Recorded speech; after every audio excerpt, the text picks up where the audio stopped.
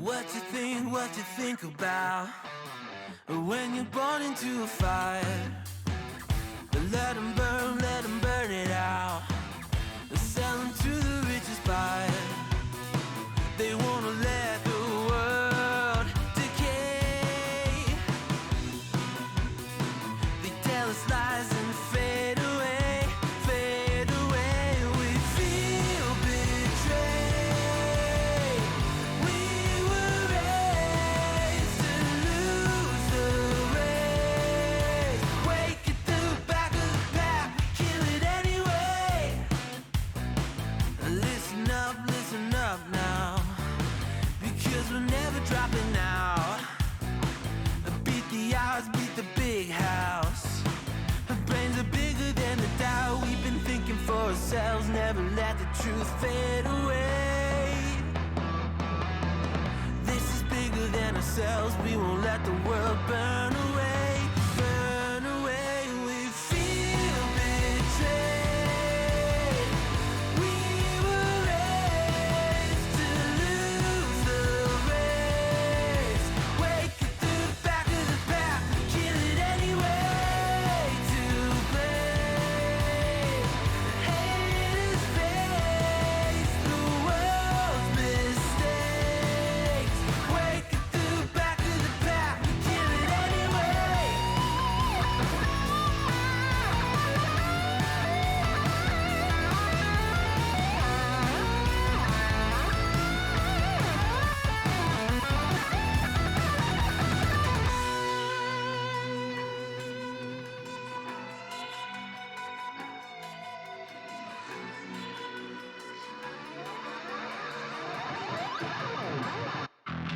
And we feel betrayed.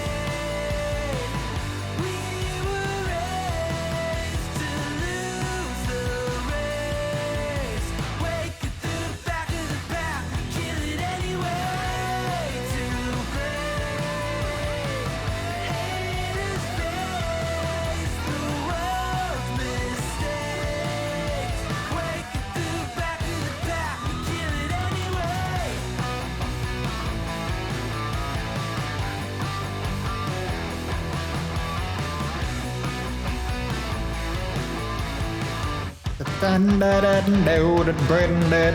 Hello.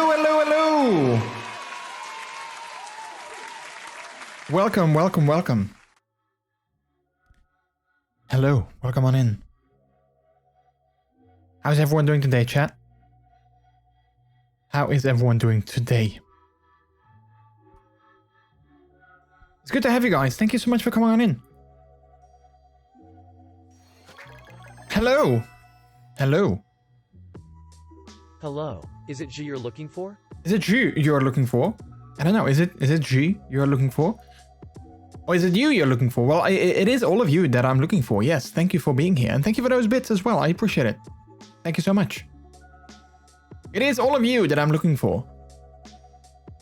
Hopefully you guys are looking for, or maybe for me. I don't know.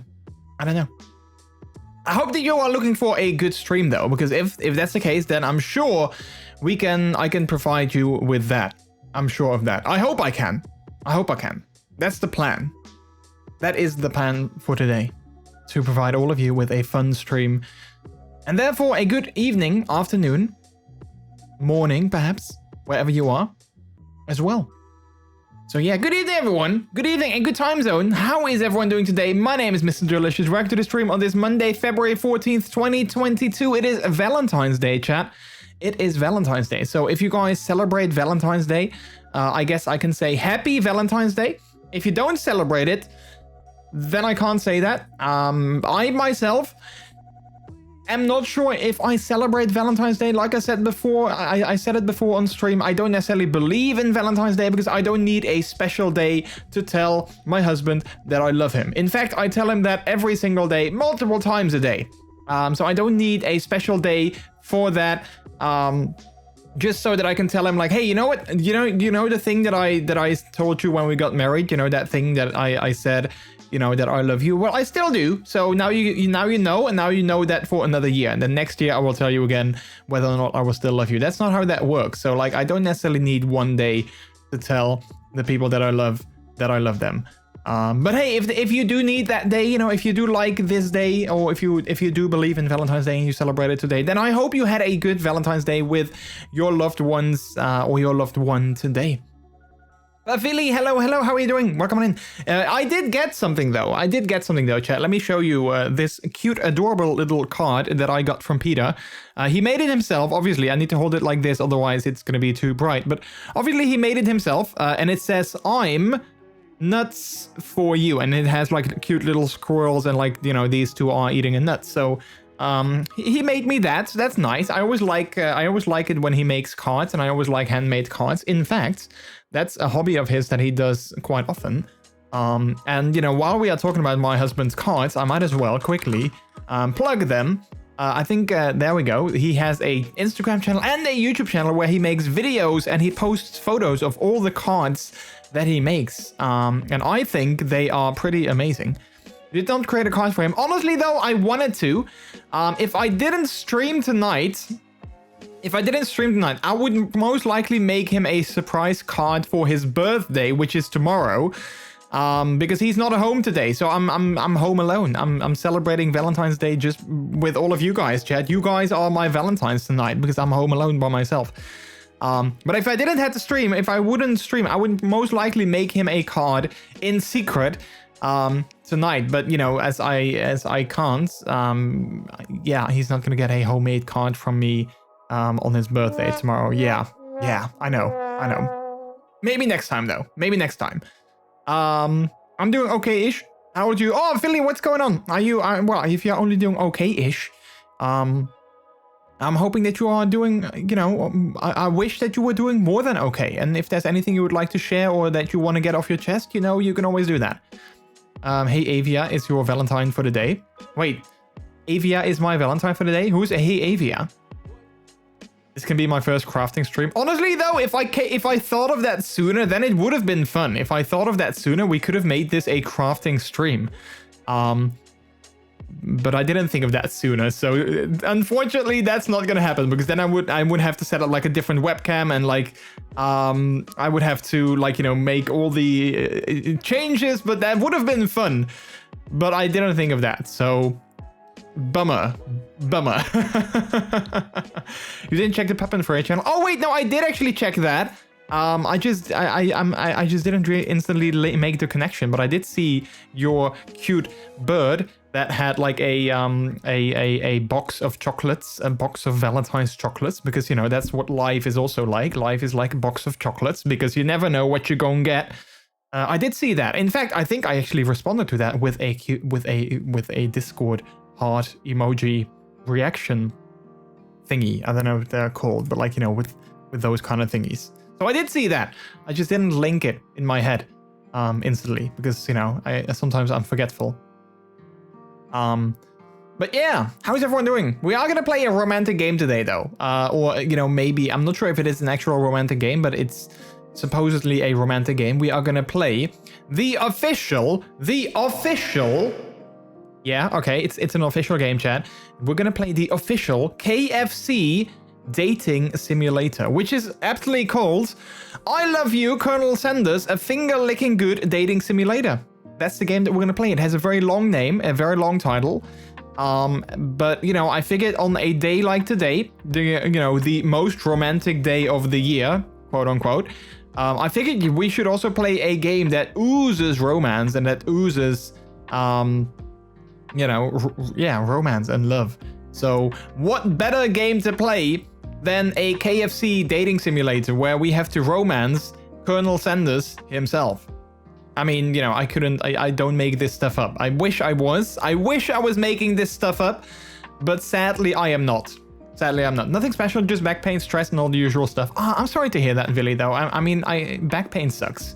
And stress also sucks, so big hugs for you. Hopefully you'll feel a little bit better, well, maybe while watching the stream, or maybe by just chilling or vibing or relaxing. Hopefully you'll feel better soon. Also, chat, I'm not sure if anyone noticed today, but I was live 5 minutes prior to my normal starting time, which is 8 o'clock. I was live at 5 minutes to 8. I'm not sure if anyone noticed that. Technically, I was kind of almost, I almost went live like an hour or like half an hour sooner, because I was kind of ready with everything at like 7 p.m. I was like, we had an early dinner today because we had leftovers from a couple days ago. So we had like an early dinner. So, and Peter is gone. He's not at home. So I was kind of like at 7, I was like, yeah, I'm kind of done. And what time is it? Oh, it's just 7. I need to wait an hour before I can stream. And I was kind of contemplating, like, can I just go live sooner than 8? Can I just go live now? Like, why won't I do that? But I wasn't sure if that was a good idea or not, because in my mind, everyone expects me to be live at 8 and not at 7. So I was like, yeah, I can go live now, but then maybe no one is going to show up because they think I'm going to be live at 8 and therefore not at 7. So I just wasted some time by watching some videos on YouTube. So yeah. But because I was done kind of on time anyway, I was kind of like, you know what? I'm done anyway. Let's just go live 5 minutes prior, because why not? So yeah, don't expect that to be the new standard, by the way, chat, that I'm gonna be live 5 minutes before 8, because I had the time now and I know myself, and I yeah, that's not gonna happen every single time, because normally I'm kind of running late, because then it's like, oh, it's 7:30. I still have 30 minutes, and then the next time I look at the clock, it's like, wait, why is it suddenly 5 minutes to 8? I need to do so much things. So yeah. You can start anytime you want, but I can never leave. That was a terrible joke. That was like a reference to Hotel California. You can check in anytime you like, but you can never leave. Friends, hello. You had the time to make a card.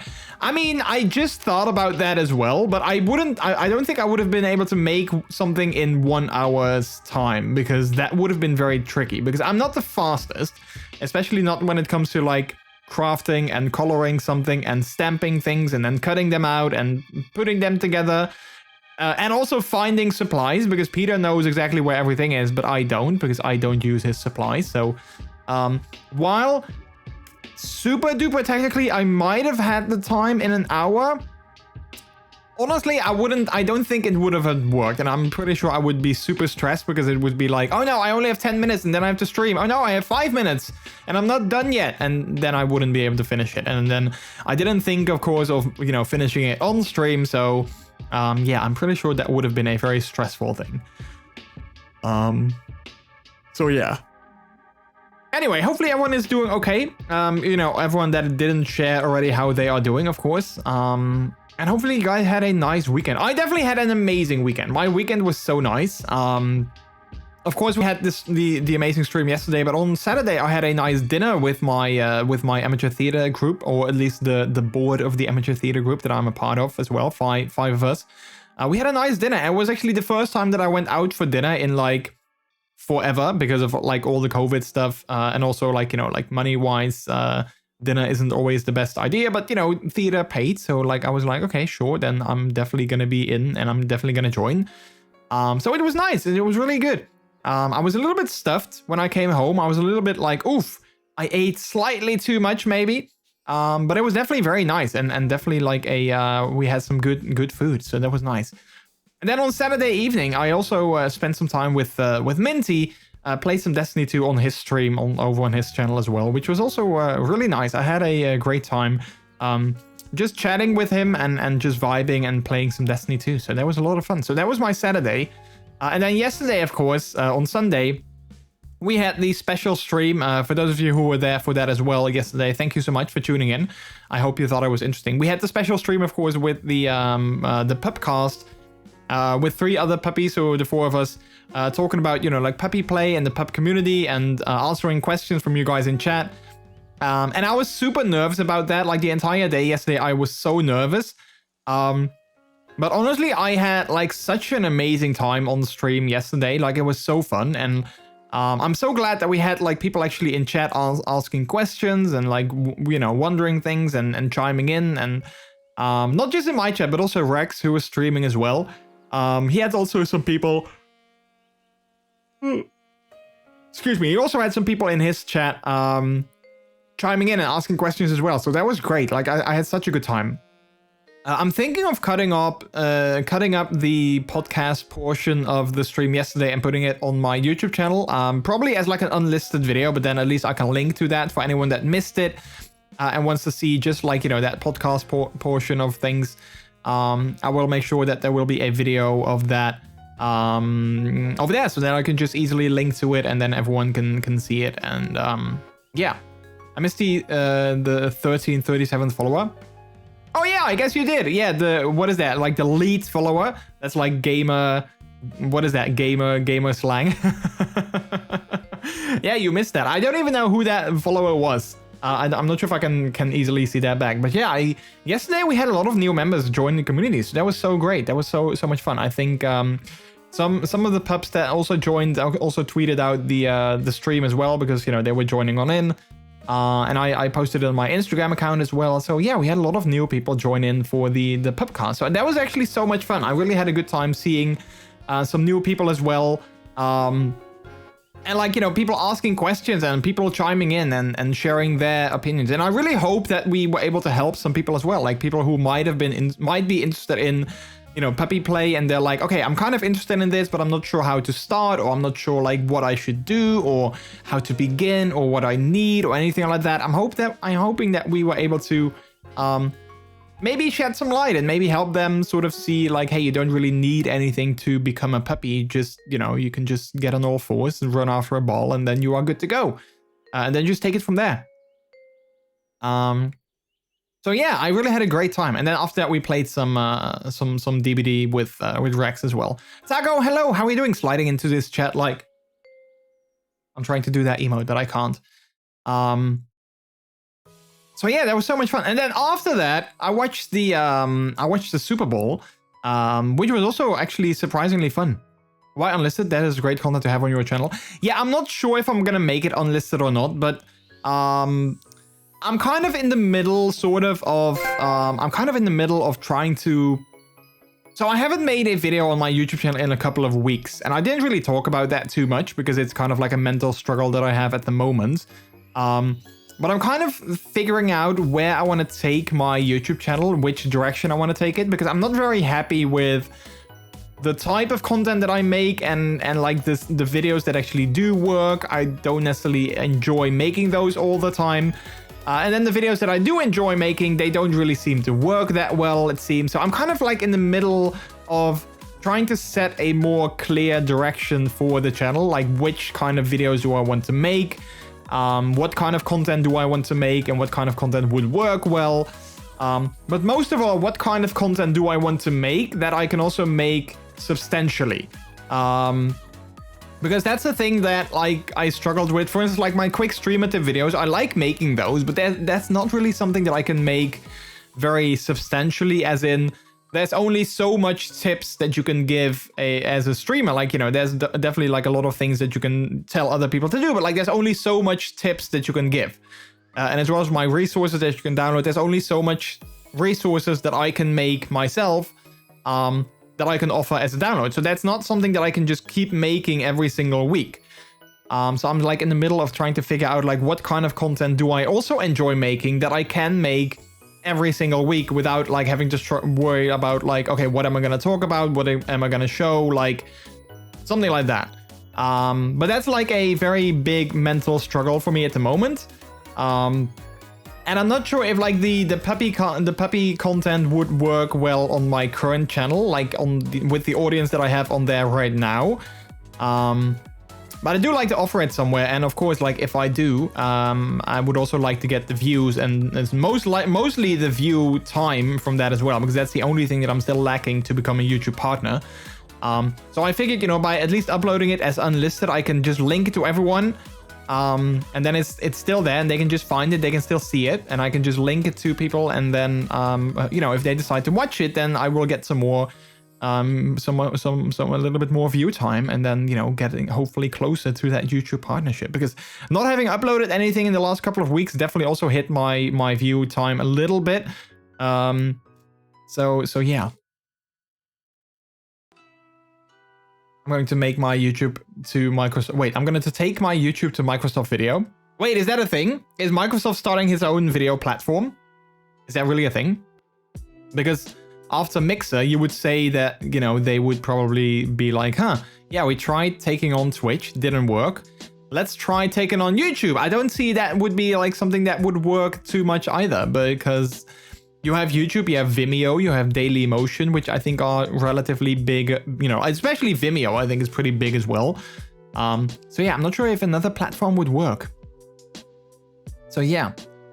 More pubcasts. Yeah, people were talking about that yesterday as well, and kind of I like the idea, but I'm not sure. Like, I already struggled a little bit yesterday coming up with topics, so I was super happy that people were actually, like, you know, asking questions in chat, because I did have a list of topics and we managed to talk about almost all of them.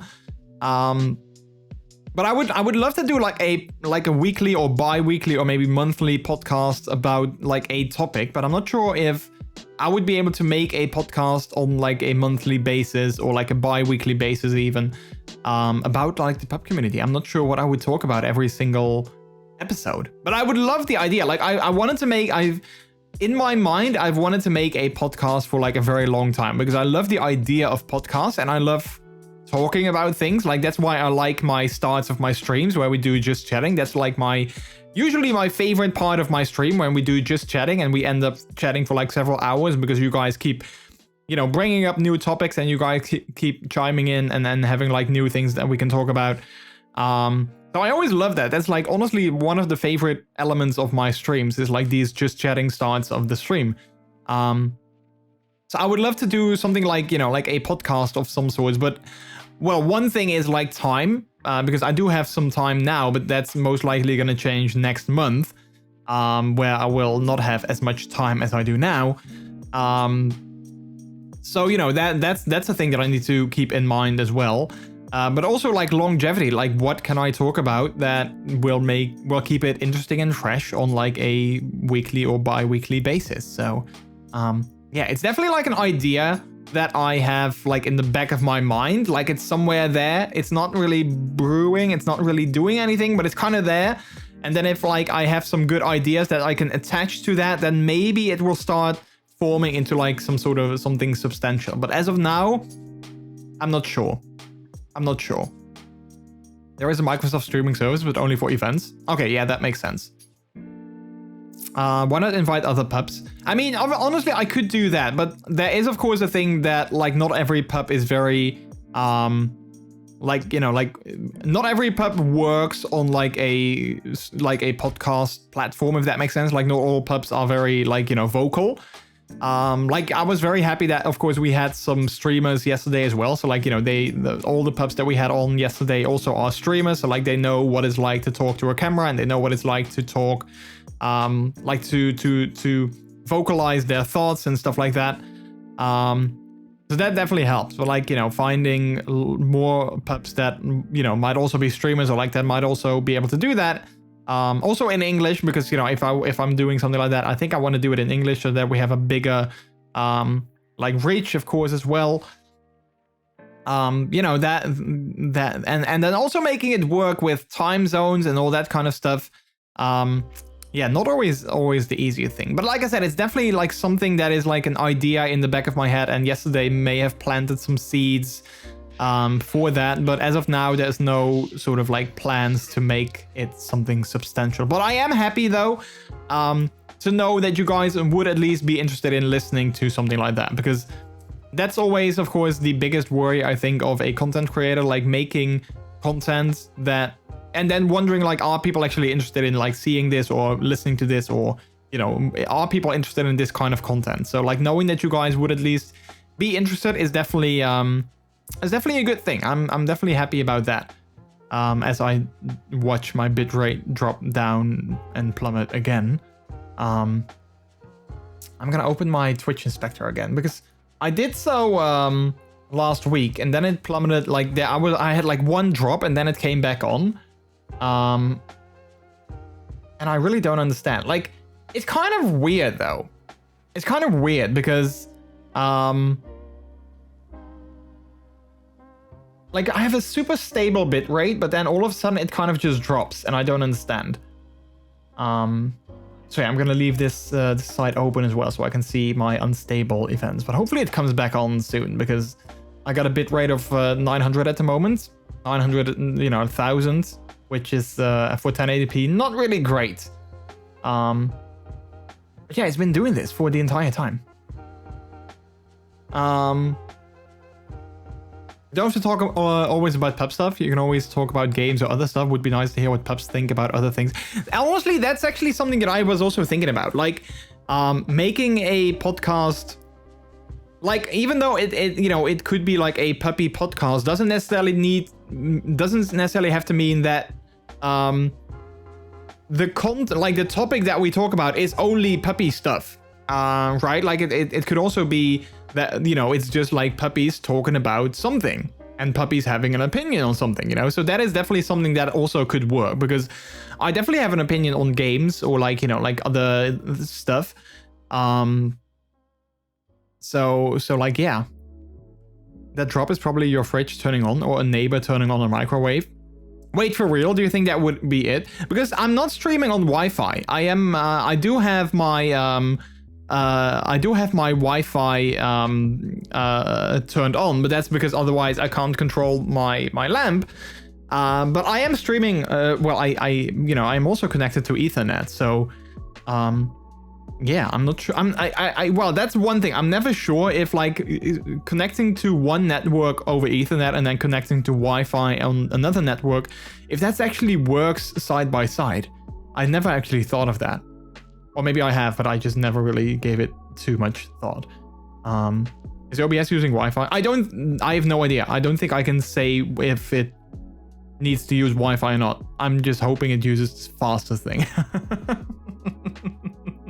Like, I'm just hoping it uses the thing that is the fastest. I am seeing it climb back up though, but I'm looking at a graph of my bitrate here, and it's like it's going up as like a stair, like it's doing like this. So it's like going up, then it's flat, then it's going up, then it's flat. So it does kind of like that, which is very weird. I mean, I can show you guys, but it also has some, I think it also has a little bit of like maybe sensitive information on this screen. So I'm not sure if I should show you this this side. Well, actually I might be able to just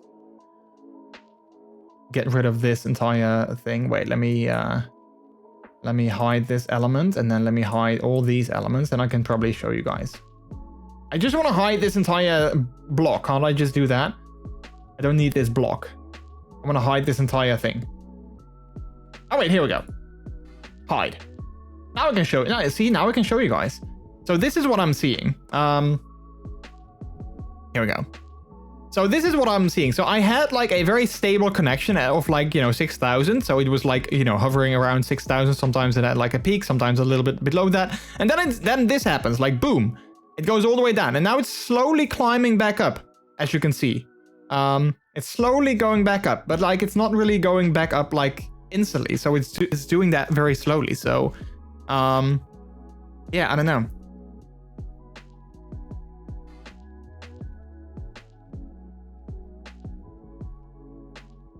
I'd love to come on to the podcast to talk about art, for example. Yeah, like I said, I really appreciate you guys' input, and like I said, I would love to do something like that, but I also need to think of like my personal life and where that is going.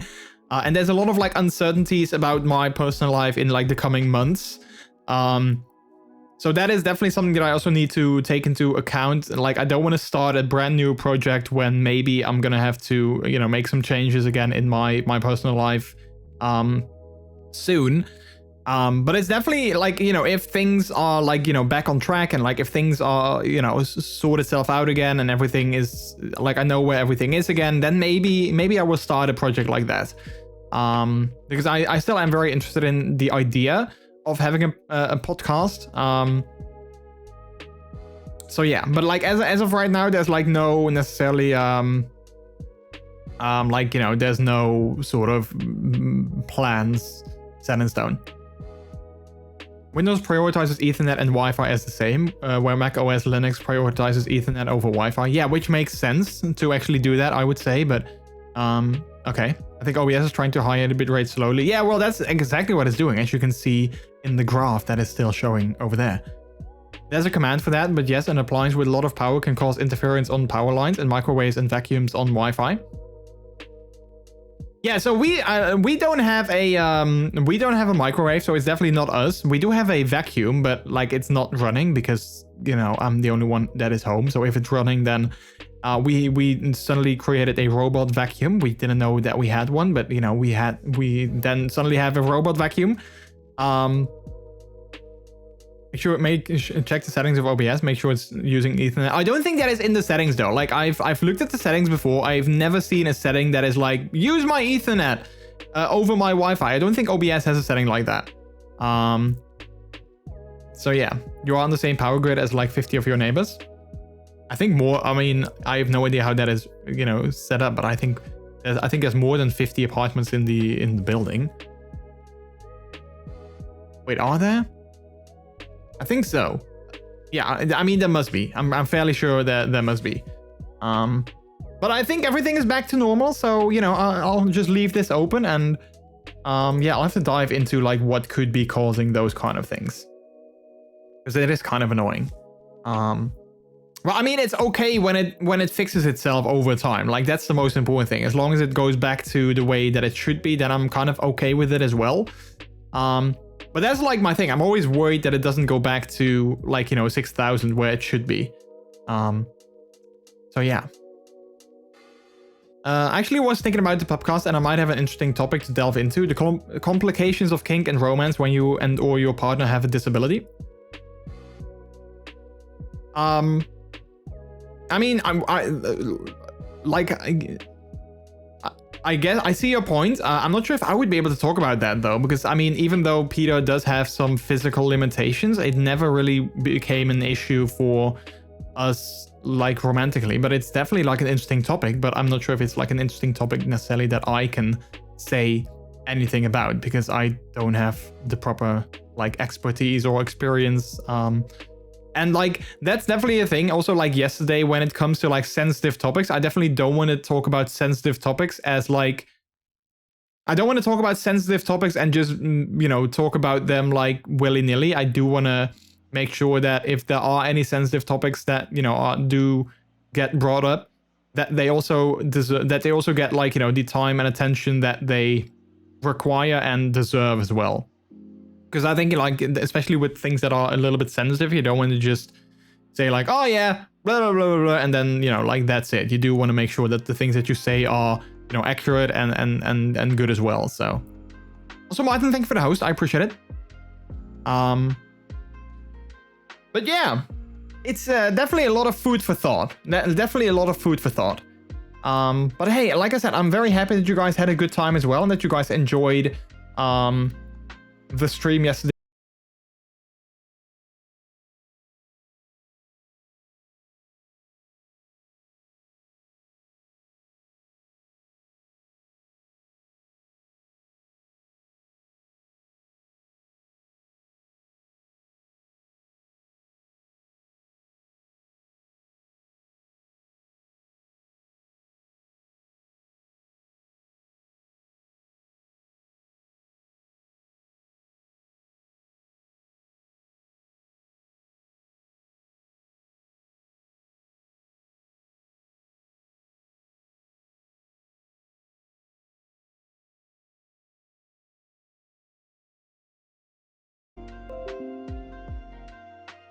Oh, wait, I think we're back. Hello? I think we're back. Let's see. I think we are currently back. Yay, we are back. Nice. Okay. I think that was just in time. Okay, I just disconnected my my Wi-Fi just to be sure. So like the lamp, all the commands with the lamp are not gonna work for the time being. I don't know if that is it, but well, at least we are back. It is alive. It's fun. Like it's almost as if it knew. Like I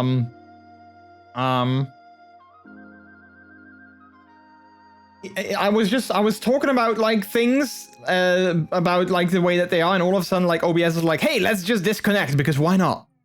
Why not? But hey, at least I was back in time for before my stream actually did the dying thing, so that's good.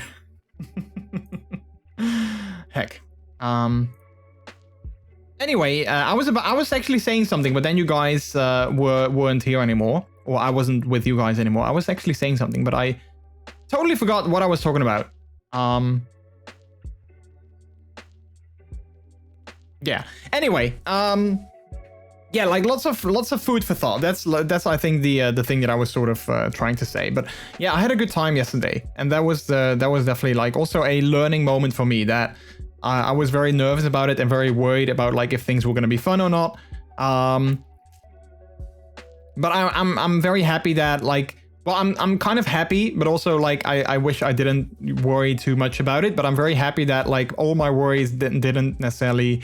I didn't necessarily have to worry about things because it was all good in the end. But I was so nervous about this event because I'd never hosted something like this before, that I was all like, oh, is it going to go well? And what if people don't like it? And what if people are going to find it boring and all that kind of stuff? That I'm just very happy that like it all went well and like it went according to, you know, like the way that it did. So yeah.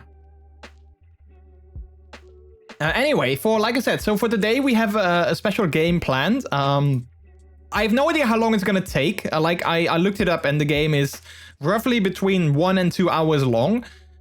So when we finish it on time, we will probably dive back into some more City Skylines. But I wanted to play this, like I said before, this dating simulator that is made by KFC. Like KFC, the chicken company.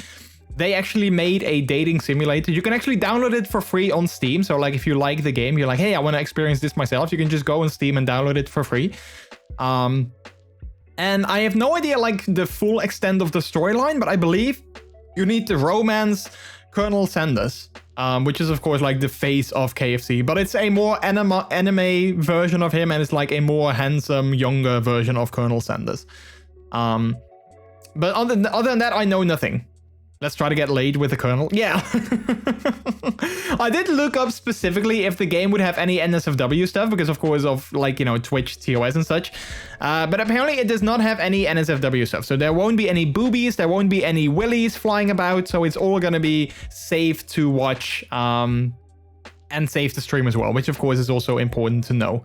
So yeah, also one thing that I never understand is why you write the word kernel in English like you write like a popcorn kernel, or like, you know, a kernel in like your OS or your PC or you know, whatever that is spelled differently than kernel in like, you know, the military. But it's like a completely different word, because you have like kernel, so like in chat kernel, but you also have kernel. But it's spelled completely different, but you say it the exact same way. So that's kind of weird. I mean, I would expect you to say colonel or something like that, because that is how you write it, but that's not how you say it. So that's one of the wondrous things of language, I guess. Colonel for the Commodore 64 fans. Colonel Panic or Colonel Panic? Yeah, like which is it? Or imagine if your name would actually be Panic and you are a colonel in the military. It's like Colonel Panic. Alright, I'm gonna change the game. I'm gonna set the game. I'm gonna do it myself because this game has an insanely long title. Because as I said before, the title of the game is I Love You, Colonel Sanders, a finger-licking good dating simulator. So I need to type the entire thing, otherwise Twitch might not know which game we are talking about. But let's go ahead and dive into that. And like I said, if we finish that on time, we might play some more City Skylines, because I'm actually excited to play that as well. Twitch even has this game. Yeah, no, absolutely. So that's also how I know that it's safe to stream on Twitch, because I feel games that are not safe to stream on Twitch, I feel Twitch should not have in their library, because that would be kind of weird, I think. So yeah. Also, did anyone else watch the Super Bowl yesterday? Or maybe watch like, you know, like the halftime show or any of the commercials?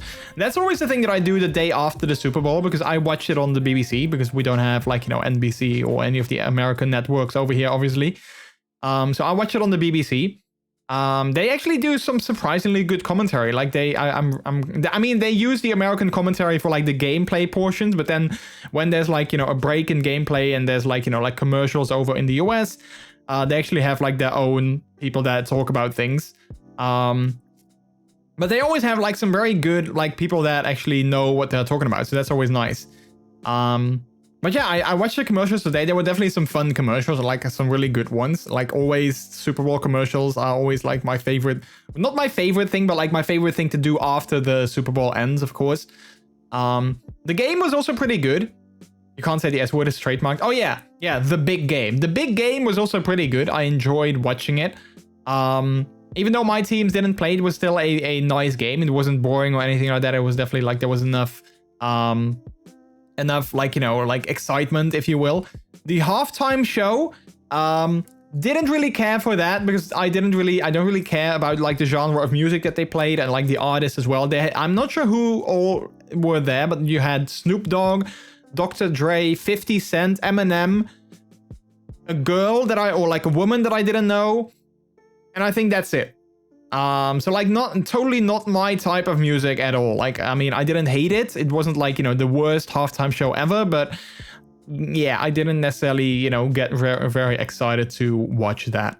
But all in all, you know, it was fun. I did get a little bit tired though at like, you know, 3 a.m. I was slightly tired.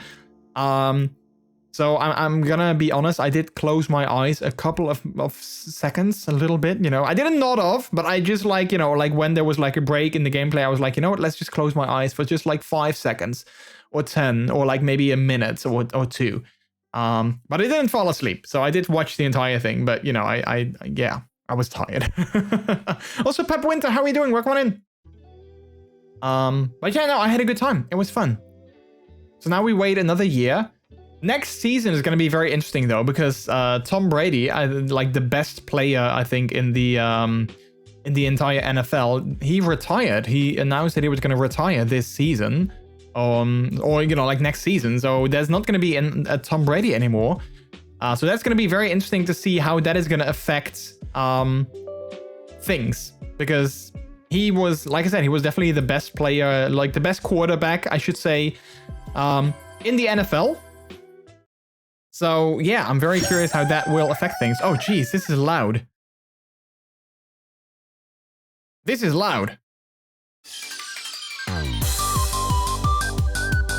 Oh geez, this is very loud. Also chat, please don't take this game too seriously, because I'm definitely not planning on taking this game seriously at all. Because, I mean, this is a game where you have to romance Colonel Sanders. Like, yeah, I can't take this game seriously at all. Like, this is definitely like a meme game for sure, but I think it's gonna be funny. I do need to lower the volume though, because heck. Full screen, yes. Master volume, yeah. Let's lower it, because heck, that was way too loud. That was way too loud. Prioritize quality, prioritize speed. Let's prioritize quality, I guess. All right, let's lower the volume a little bit. I think that should be good. Miles, thanks so much for the lurk. I can appreciate it. Tom Brady, best quarterback, really crappy person IRL from what I've heard. I don't know. I've actually heard different things. Like, I don't know. Of course, there's always like a lot of like people that have an opinion on people, but I actually heard that he, you know, he was actually a very nice, he is actually a very nice person IRL as well. So yeah, I don't know. Like I said, everyone will probably have an opinion, and some people will hate him, some people will love him. I've never met him myself, obviously, so I can't really speak for that. But I've read articles that he was actually a very good and nice person to be with in real life. Folding and shrinking the laundry. Wait, shrinking it? Excuse me. Is it Japanese? I don't think it is actually Japanese, but I think they went for that Japanese sort of art style. Enter my name, MrJordilicious. Oh, it fits. Nice. It totally fits. I'm happy with that. Confirm. Yeah, it definitely has that Japanese art style, but I don't think it's necessarily a Japanese game. There's a version where Colonel Sanders is played by Slater from Saved by the Bell because meme. I've never actually watched Saved by the Bell, so I don't know who that is. I'm sorry. You sleep softly as the morning sun casts a warm glow through the window of your modest student apartment. The world is peaceful and serene. You could stay in the moment forever. What the hell is that? Or you could wake up. Now. Your first day of culinary school is no time to sleep in. Smack that clock and shut him up. Throw the clock out the window and stay in bed forever. Okay, let's just smack the clock. Lying in bed, you stare at the ceiling, thinking about everything that awaits you at the prestigious University of Cooking School, Academy for Learning. Let me fry some chicken. Your mind begins to wonder. Ooh, are we gonna do something saucy while we are in bed? Ooh. Who will be there? What will you cook? What should you wear? Time begins to fly by, and you find your imagination getting away from you. To allow yourself to daydream a bit, thinking about the future, you need to take this seriously. No, let's daydream a bit. I mean, come on. It's here, finally, your first day of culinary school. So many dishes to prepare, so many students to meet. Your mind is swimming with possibilities when you realize you're running late. You grab a biscuit and burst out the door in a hurry. Yum, yum, yum, yum, yum. Delicious. Just what you need to wake up those taste buds. Yikes, you're in such a hurry, in fact, that you forgot to put on any deodorant before running out the door. You're sweating buckets as you rush to arrive on time. Uh-oh. Standing in the quad, you gaze upon the magnificent University of Cooking School, Academy for Learning. Culinary school, and what do? You just fry some chicken. Here comes your lifelong best friend, Miriam. She's the most adorably awkward person you'll ever met, and you absolutely love her for it. Good morning, MrJordilicious. Are you excited for the first day of the rest of our lives? Actually, because I sure am. Excited and a little nervous. Okay, a lot nervous. It's just that this morning I made breakfast for myself, but, well, when I ate it, I couldn't taste any love in the food. What if I'm no good? What if I fail? Classic Miriam, raised by MasterChef parents, she always held herself to a very high standard. Ever since we were little babies playing together and you rescued me from that quicksand box, it's been clear to me that you're the most loving, caring person I know. You're going to do great. But with University of Cooking School, Academies for Learning's famous 3-day only semesters, I'm afraid of being left behind and never catching up. Wait, they have 3-day only semesters? So I'm going to this school. I am in their dormitory, so I have like a dorm room and all that kind of stuff. Just for 3 days? That's pretty insane. A sweet girl, Miriam has always had a flair for the dramatic. This summer she got so nervous about her first kiss that she chipped a tooth practicing on a mannequin. Oh wow. Should you pep talk her or change the subject to give her some release? Pep talk your best friend. Remember last month when we saw that fortune teller and had our tarot cards read? The lady with the mask who gave me nightmares? I've been trying to forget. I know she looked spooky, but she was so sweet, and she told you that you were destined for great things. Remember that card with the fancy-looking tower? And that other card featuring the handsome fellow in the red suit? I've been waiting for so long to meet a handsome fellow I could call my own. And I'm sure you will soon. In no time we'll be graduating, and you'll be delighting the world with your heartfelt cooking in no time at all. As you talk Miriam up, you can feel her nerves begin to ease. You know what? Maybe everything will be okay after all, and if not, at least I have these killer bangs. Can you believe I cut them myself? You can definitely believe it. I cannot believe it. You don't need more time to learn how to fry chicken. See, that's why I love like a meme game like this. Like, we can't take it too seriously. Before you get another word out, you're rudely interrupted when someone smacks your books and custom-engraved measuring spoons out of your hands and onto the ground. Hey! It's Ashley, your arch rival. She's totally evil, but you can't help but be filled with jealousy. She can get anything she wants, and she knows it. Hello, Ashley. Oh, I didn't see you there, chicken shins. You leave MrJordilicious's shins alone. They are perfectly normal shins. Yuck, you can't stand Ashley. Even her name is annoying. You know for a fact that it's actually Ashley. Yeah, see? But she had to add an extra letters to make herself feel better than everyone else. If anyone here knows what perfect shins look like, it's us. We're not going to let you or your really weird insults get to us. Across the quad you see Ashley's best friend Van the Man, has stopped to look at his own reflection in the mirror. His pants are so tight you can see him casually working out his glutes while he styles his hair. No lie, they're rocking glutes. Van? You rang, oh boy. Hello, Van Van. Wait, should I play it like this so we can see all the characters better? You've never been sure what their arrangement is, but as long as you've known them, Ashley and Van Van have been just as close as you and Miriam, but substantially more devious. Also, is he wearing like some kind of shirt that only covers like his abs and not really the sides of like his torso? I can't believe that University of Cooking School Academy for Learning would ever allow people like you to attend as students. I know, right? You'd think they'd just hand us our diplomas now. Or maybe hire us on as professors. You amateurs could learn a lot from us. With the first day of school about to start, there's just not time to properly tell these two off, so you resist the urge. Let's go, Miriam. Shh, see you later, losers. As you approach the door, you see a goofy-looking kid push hard against the window directly next to it. And all the gays just perked up. Wait, did the guy fart? Oopsie! I think it's broken. I do like the art style though, it looks pretty cool. You reach forward and easily pull the door open. That should do the trick. I love you! I think you mean thank you. My name is Pop. I was named after my Pop. He's old. Could someone like this also be a student at the school? He must be one heck of a chef. Also, his name tag clearly says Bob, but I guess he's reading it upside down. Hi Pop, I'm MrJordilicious, so... Are you going to make me hold this door all day? Nope! And with that, the young man walks into the building ahead of you. Is it just me, or is he kinda cute? I think it's just you. You both shrug your shoulders before following him into the building. You stand at the edge of the room, unsure where to sit.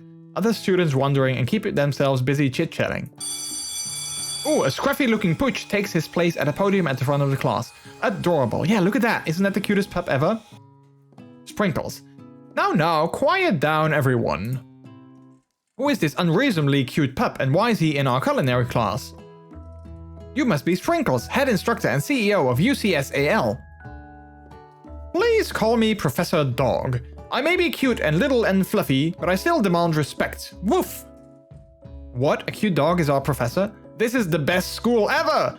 I guess only a dog's nose is capable of picking up all the nuances of fine dining. Out of nowhere, wind begins to rush around around you as a swirl of cherry blossom petals fills the air inside the classroom. I'm chilly. Someone close the window. And then... he walks in. He walks in. You're immediately swept up in the aura of this new student and his remarkable goatee. Who knew anyone could be so handsome? Time stands still. I wonder if, like, you know, our character's name is obviously MrJordilicious because, you know, we named him ourselves. I wonder if the game is intended for the main character that we play to be, like, you know, like genderless. Because, you know, clearly we are in love with Colonel Sanders, obviously. But I wonder if that is, like, the intention. It's him! It's... Ah, if it isn't my favorite student, Harland. Colonel Sanders interrupts Sprinkles, sorry, Professor Dog, before he can finish his sentence. Please, call me Colonel. Colonel Sanders. A hushed murmur rolls through the classroom as Colonel Sanders walks down the aisle of desks. Suddenly, the room is sweltering. Sweat begins to bead across your brow. You feel like everyone is looking at you, and you're not entirely wrong. Ah, and this over here must be sweaty sweats a lot. Huh, maybe we should open that window back up before faucet pits melts into a puddle and evaporates entirely. Hold on just a second. Nobody talks to my friend like that. You two both know my name. We were in the same kindergarten class. And what is it with all your really weird insults? Besides, when MrJordilicious sweats, it's not gross, it's beautiful. Look at that shimmer. You turn to Colonel Sanders standing right in front of you. Colonel Sanders, beautiful angel that he is, stands before you smiling gently, his hand outstretched. Boy, howdy, this classroom gets hotter than a Kentucky fryer. Please, use my handkerchief. You freeze up. Colonel Sanders is talking to you.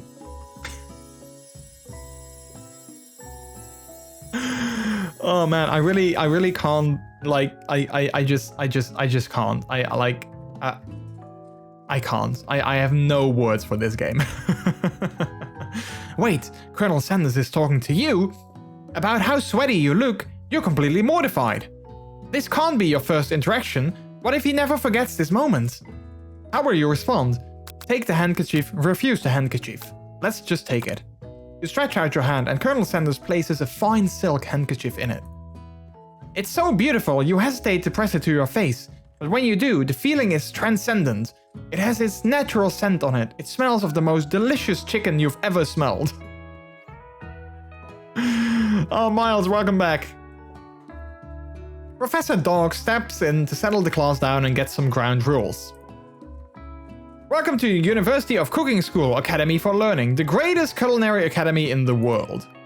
The birthplace of culinary legends past, present and future. Many challenges await you, but there will be tears, there will be blood, there might even be really adorable tiny food. Tiny food?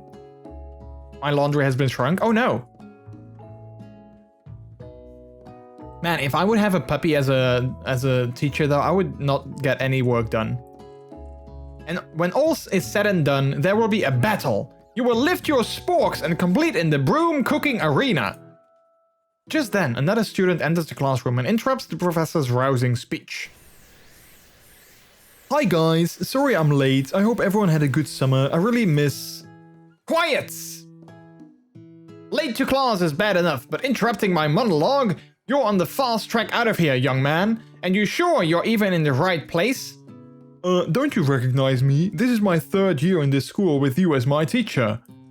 Everyone stares at him blankly. Does no one remember me? You're expelled if you utter one more word before I finish. Wow, look at the dog. He's getting really riled up. Let that be a lesson to you students, that tardiness is unacceptable. Even Clank made it here on time, rolling halfway across town on his tiny wheels. You turn to see the student Sprinkles is referencing, who appears to be some sort of industrial kitchen appliance. Oh heck! Bzzzt, the class bursts into laughter. Oh Clank, you rascal! Sprinkles walks in the classroom as everyone stands in silent obedience. When he gets to you, he lifts his nose into the air and takes a deep sniff. Your diet is lacking. Based on what I'm picking up here, you definitely need a multivitamin. You should be taking better care of yourself. You've never had a talking dog as a teacher before, but Sprinkles' reputation for being smart but tough is well known. This puppet needs some belly rubs? Oh yeah, absolutely. You decide to try and butter him up by giving him a treat from your pocket, but what kind? Ooh! Beef ball, beef treat, rubber ball, chicken snack. Obviously a rubber ball. There's no, like if it would be me, I would definitely go for a rubber ball that, you know, people should give me. So, absolutely. You reach beneath your apron and return with the rubber ball in your hand. Sprinkle's eyes go wide as he locks onto it. You toss the ball and he bounds after it, grabbing it in his mouth and swinging it from side to side before dropping it. The thrill passes quickly. It's not clear if that endeared you to him or not. Settle down, young chefs. Take your seats and prepare to have your minds open to the amazing possibilities of culinary creation. As everyone rushes to claim their favorite seats, you're left standing at the front of the room. Only 2 options remain. Hey, MrJordilicious, there's still a seat here. It seems that no one has claimed this seat next to me, if you're interested. Oh, 2 good options, but which will we choose? Okay, chat, you guys can choose. Are we gonna sit by Colonel Sanders? Or are we gonna sit by our best friend? This is tricky. I mean, I feel that we should sit with Miriam, but at the same time, I also feel that, you know, we need to become friends with Colonel Sanders before someone else does that. So what do you guys think? As I quickly put some chapstick on my lips because they are dry. Which is annoying. There we go. I have 1 question. What is your 1 question, Miles? Okay, you know what? Maybe we should just be wild and sit by Colonel Sanders instead of Miriam. I mean, she'll live. I mean, she's my best friend for like forever. But yeah, maybe that's also why we should sit with her. Let's just be wild. Let's just sit by Colonel Sanders. Why is there math on the board? That is a very good question. Maybe that is the amount. Maybe that is how you can calculate how much sauce you need to add to your chicken and your fries and stuff. Like, You don't want to have too much sauce, but you also don't want to have too little sauce, because then, you know, you can dip in it and then it's already gone. So maybe that's like the perfect way to calculate that. Like, you know, like amount of chicken times sauce divided by flavor. Something like that, perhaps. And then you can see like over here is like, you know, like the like a graph. Like, you know, if you have too much sauce but no chicken, then you have too much. But if you have too little sauce but a lot of chicken, then you have not enough. So you need to be in the sweet spot, which I think is like somewhere in the center. You move to take your seat by Colonel Sanders. It appears he brought no books, pens, or pencils. However, his perfect upright posture shows off a seriousness that makes you confident in his desire to learn. Thanks for offering me this seat. I've only had 2 rules. Do all you can and do it the best you can. It's the only way you've ever get that feeling of accomplishing something. Oh, welcome in. Maybe it's the Colonel's secret recipe of herbs and spices. Oh yeah, maybe it is. We might never know. Like, someone needs to write this down, because maybe this is like the secret to the entire secret of KFC. That's so inspiring. A little off topic if you ask me, but okay. As soon as you've settled into your seat, the professor makes an announcement. Think fast, it's time for a pop quiz. Okay, that's a missed opportunity calling it a pop quiz instead of a pup quiz, because, you know, he's a dog, so he should have called it a pup quiz, but, you know, missed opportunity there. Yay, a quiz about me! This incredibly important and surprisingly short quiz will tell me if you are ready for life at culinary school. Keep your knife sharp and your focus sharper. Here comes question number 1. If train A is traveling to point B and train B is traveling to point A, how important is it to wash your hands before cooking? Meh, depends. Extremely, looking at you, Pop. Doesn't matter at all. Extremely, looking at you, Pop. That's right. Forest is to tree as chicken is to feather. Night vision goggles, a slam dunk. I'd say feather. That's right. What is the most efficient eating utensil you've ever created? Comically oversized fork, a meat tenderizer, a spork. I mean, a spork is definitely very efficient, so let's go with that. That's right. What food is best for a broken heart? Anything as long as it is prepared with love and not too much salt. Camel meat, a pancake that looks like a silly face. I mean, I would say a pancake that looks like a silly face. That's wrong. Oh no, it's wrong. Is Sprinkles a good boy? No, he's a talking dog that teaches at culinary school. He's the best boy. Yes. Okay, well, he's definitely the best boy. That's right. My total score is 4 out of 5. Only 1 wrong, not too shabby. You might just do alright, kid. You look up to see what Colonel Sanders has been watching you tally your score. He nods with approval. May I have your attention, students? I have an important announcement to make. Time for lunch! Wow, the cafeteria is as nice as any restaurant you've ever eaten at. It makes sense that a school dedicated to cooking would also be serious about eating. A delicious fragrance wafts through the room and tickles the end of your nose. Your mouth waters. Do you smell that? That must be our lunch. It smells crazy good. Everyone, can I have your attention? Is it about lunch? No, I just wanted to apologize for my tardiness. You see, I was... Howdy, folks. I'd like to make an announcement. Hey, I was... It's about lunch. Everyone cheers. But I... Shh.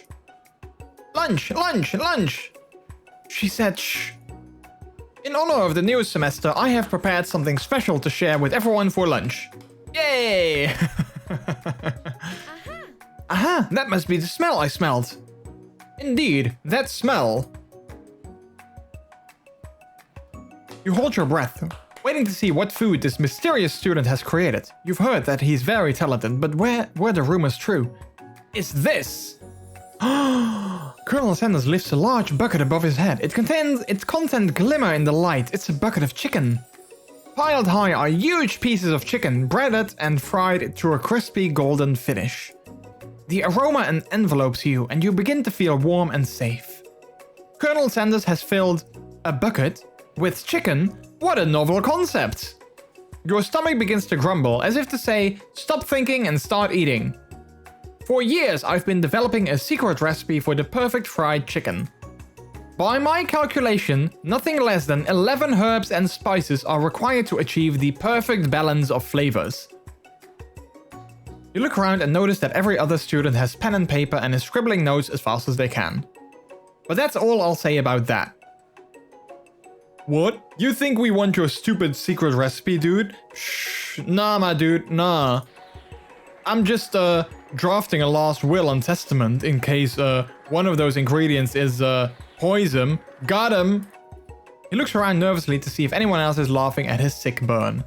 You wait to see what zinger Ashley has prepared to follow up, but she suddenly takes a different approach. Yeah, and I was just like, writing in my diary. Dear diary, today I smelled something beautiful. I know that at that moment, that only the hands of a true gentleman could fry chicken so tender. You see her body language change from bitter and evil to sweet and innocent as she slides closer to Colonel Sanders. She realizes that he is destined for greatness and fame. With cooking skills like this, she wants him all to herself. Oh, please. Well, the Van the man, if you don't want any, I'll take his.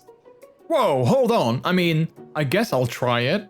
He takes one bite and his eyes grow wide. He starts contorting his face as he tries to hold in his pure exhilaration and act unimpressed. Easy now, there's enough for everyone. Please, my fellow classmates, dig in. You take one of the pieces of fried chicken out of his bucket and sink your teeth into it. It's amazing. Tasting Colonel Sanders' food transports you to another dimension. Oh man, I just can't with this game. Alone with your taste buds, gripping your drumstick in your hand, you float weightlessly. Who likes KFC? I mean, I do kind of like KFC. I don't think I like it this much. But like, honestly, I kind of want to go for KFC right now. But, well, I can't, but I wish I could. Focus your mind and meditate on this moment. Try and identify every flavor. Savor the moment and everything that it tells you about Colonel Sanders' culinary heart. Swim towards the lights. Yeah, let's just focus my mind. Or let's just savor the moment. Let's do that. The flavors in your mouth are beautiful, pure, heavenly. What a guy. Alone with the flavors, you feel something that can only be described as love. For a man, for a flavor, are they the same? After tasting his food, you try to get some one-on-one time with Colonel Sanders. You approach Colonel Sanders. He smiles ever so swiftly as you approach. He stops what he is doing and allows you to break the silence. Colonel, I wondered if I could talk to you for a second. Anything for a fellow chef. What exactly was on that chicken? How bold to come out and ask. It's an idea I had for a new combination of flavors that will make me my fortune and establish my legacy for all time as I open a chain of highly successful fried chicken restaurants. No big deal. It's just you and me here talking. I can keep a secret. In fact, I've got some of my own that I'd be willing to trade. What's the rush? The semester's only getting started. We've got 2 more whole days to get to know each other. He's clearly not going to give it up easily, but it doesn't hurt to be persistent. You know what they say about secrets, Colonel? Shouldn't learning be fun? You've got moxie, I'll give you that. Colonel Sanders looks both ways to make sure you're truly alone and then leans in. You can feel his warm breath as he whispers. Just one ingredient, but you can't tell. I use... It's something my great-grandmother taught me. Okay, we don't get to see what that is though. Wow! You'd never have guessed that. In fact, you're not even sure where you'd get some if you searched. While you're wrapped up in a huge revelation, you notice that Colonel Sanders has disappeared. While everyone else is still in the cafeteria, you decide to look for him. You find Colonel Sanders outside, standing in the quad. Oh, it's you again. Howdy. Sometimes I like to come outside and look at the school buildings. I think about how my story will continue on after I've graduated. It sounds like you have big plans. I dare say, the biggest. I will leave my mark on this world, you can bet on that. Alone together for the first time, you figure now is the perfect moment to show your personality to him. Nag him to show your own strength, wow him with a big idea. To add an additional ingredient to really spice things up. Be modest but thoughtful. Yeah, let's be modest. Well, I just wanted to tell you that I really enjoyed your food. Now you've got his attention. The flavors were complex but comforting. The interplay between salty, savory, and peppery, it was perfect. I appreciate the compliment, MrJordilicious. I'm sure you'll be a big success. I know we've only met today, but I'm starting to get the same feeling about you. Oh. Oh, whoa. We should head back inside. The next lesson starts soon. You step into the massive cooking arena where the afternoon lesson will take place. Each student gets an oven and all the tools and ingredients they could need. Look at this place. It's magnificent. Finally, we get to show our stuff. Wait a second. Oh no, we have to show our stuff. What if I totally blow it? You're not going to blow anything, except maybe kisses to the crowd of fans you're going to earn with your signature, adorable tiny food creations. Welcome students to the cooking arena. For today's lesson, we'll be cooking with partners. Hurry up and pair off. Naturally, Miriam looks over at you, but unable to control yourself, you pounce on Colonel Sanders. Hey Colonel, would you like to tackle this lesson as a team? A team of 2, that is, me and you, if that wasn't clear. Wanna be my partner? Whoa. Aww. Sure, MrJordilicious, I'll prepare our station. Ah. Without you as a partner, Miriam is left standing all alone. 2 different students quietly take notice. Hello, new partner. Beep boop. Bzz. Oh my, 2 potential partners. I'm so sorry, gentlemen, but I don't know who to choose.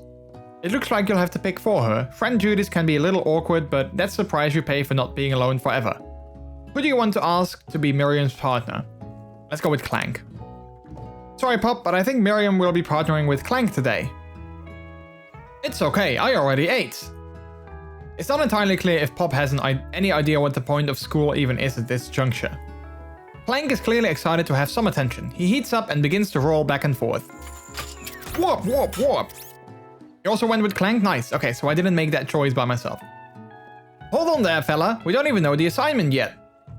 Technically, Clank might not have a face, but there's something charming and earnest about him. He looks like SpongeBob. Bzzzt. Tissue, I hardly know you. Ahahaha. Clank judders and a panel shakes loose. You get the impression that this is a sign of affection. Looks like you two will be fine. Now it's time for you to focus on your own cooking classwork. Alright, you two, for today's lesson we're going to keep it simple. Pick a basic dish and divide up the steps. No chef is an island. It takes 2 flints to make a fire. You get the idea. Which dish do you suggest to your partner, Colonel Sanders? Steak tartare seems easy enough. It's fancy and you don't even need to cook it.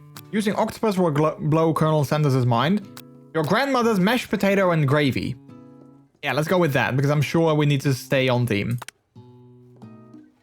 Oh, he liked that. I saw hearts. I've always been something of a down-home chef. I was thinking we could make something warm, inviting, comforting. Maybe mashed potatoes? And gravy? I couldn't imagine one without the other. Colonel Sanders cast a coy look at you, causing your whole face to go beet red. Embarrassed, you quickly turn away. I'll go get the potatoes. No, please, let me. Picking perfect produce is a passion of mine. Aha, looks like things are getting pretty fresh around here. Does someone have a crush on Colonel Sanders? We're just cooking partners, mind your own business. Sanders' heart is my business, and you'd better keep your fingers off my man. Did someone call for me? No. Geez, Van. While I'm over here crushing MrJordilicious's dreams, you're supposed to be taking care of our classwork. That was the deal, remember? Colonel Sanders returns, armful of peeled potatoes. He tosses them into boiling water and turns his attention to you and your old friends. Oh, howdy there, Ashley. Van, are we working in a quartet instead of a duet now? Actually, no, it looked like MrJordilicious was struggling, so we offered to give them a hand. Okay, so yeah, we are genderless. We offered to give them a hand. You know how it is, these young amateur chefs need a lot of mentoring. I was going to say, Colonel Sanders, maybe I could also teach you a thing or two about fancy food. Maybe one day you might be able to get up to my level. Doubt it. Don't be rude, Van. Personally, I have no doubts whatsoever about Colonel Sanders' ability to concoct creations worthy of admiration. After all, your fried chicken was quite spectacular.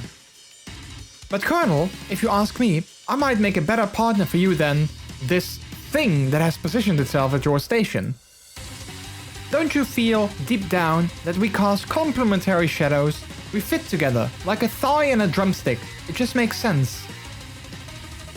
Nothing about this makes any sense, but one thing is clear. She's coming for Colonel if you don't watch out. Ashley is really going at you hard. You need to ask for some backup here before things get ugly.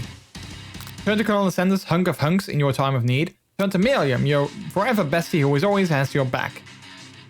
Now let's just turn to Colonel Sanders, I guess. I'm here to learn and to express myself via my cuisine. No bicker with prima donnas. Partners were chosen at the beginning of class, so let's all respect the format, okay? You turn to Colonel Sanders to confirm that you're on the same page. I chose Colonel Sanders and Colonel Sanders chose me, isn't that right? A businessman respects all fair agreements from contracts to handshakes. I took on MrJordilicious as my partner for this activity and I stand by it. Based on your team's behavior, I'd say you're perfect for each other. Neither of you has MrJordilicious's natural talent or their loyalty. Being defended by Colonel Sanders leaves you feeling proud and full of potential. You look for Sprinkles in hopes that he might step in, but he's nowhere to be found. Darn those cute corgis and their short but sturdy stature. You look down at your station and realize that, in the tension of the moment, your hands have been cooking on autopilot. Distracted by the drama, you've already crushed and boiled potatoes into a perfectly creamy mash texture, with plenty of butter and cream for flavor. It's as if your natural passion guided you through the steps you know so well while your attention was elsewhere. I know just what to do. Colonel Sanders extends his hand. He's holding a beautiful white porcelain gravy boat, out of which pours a smooth brown gravy, smothering your nearly finished potato dish.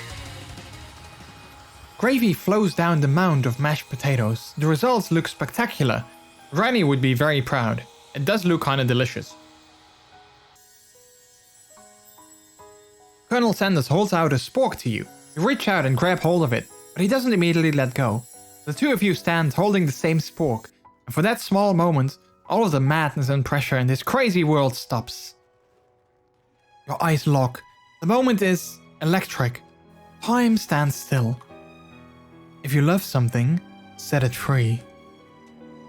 Ooh. Oh wait. Oh wait. There we go.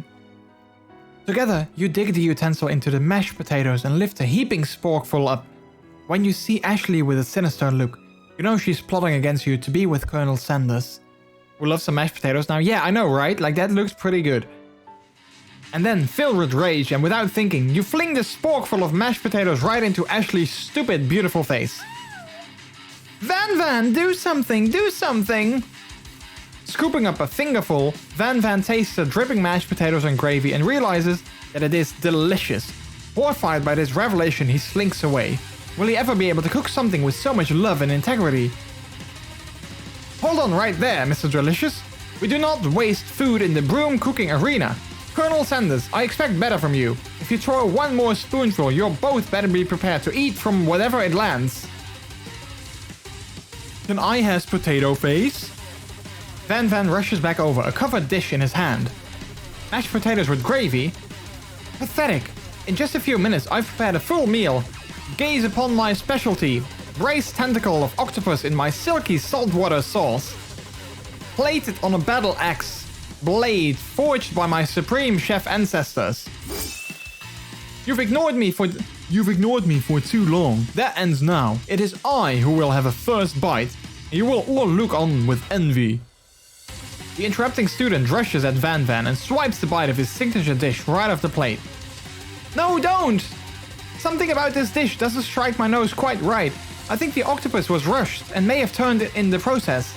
The results could be toxic. Too late, it has been eaten. I think I left something in the oven. I don't feel so good. It killed him! Everyone, step back, don't take another bite. When you look back at the plate, the rest of it is gone. You notice the tip of the tentacle being slurped up in Pop's mouth. Pop winces in pain for just a moment, then is almost immediately back to his oblivious self. Oopsie! Tastes like poison! The entire class has gathered to watch Pop's final moments. Shock has frozen the whole crowd. They are as motionless as statues. The class bell rings, disrupting the moment and snapping everyone back to reality. It would appear that Pop's enthusiasm for trying new things despite obvious danger has inoculated him against poisons of all kinds. I'm not sure the professors here make enough money. Ghost of student. Hello! I just turned into a ghost over here. Seeing that you're shaken up by that really annoying student and all his nonsense, Colonel Sanders approaches you. I'm sorry you had to go through that. Please, let me walk you home. What? Like, for real? Oh, come on. You follow Colonel Sanders out of the room. At night, the school building has taken on another vibe entirely. It's dark and more than a little spooky. Colonel Sanders stands in the quad's neon glow and speaks softly. Those mashed potatoes you made in class today. Before you go on, I want you to know, they're not a great representation of my skills. I didn't even realize I was making them. They were amazing. Tasting them, it reminded me why I became so passionate about food to begin with. Colonel Sanders is getting choked up. Cooking is obviously important to him, in a way that you find inspiring. Now might be the perfect time to tell him you're developing feelings for him.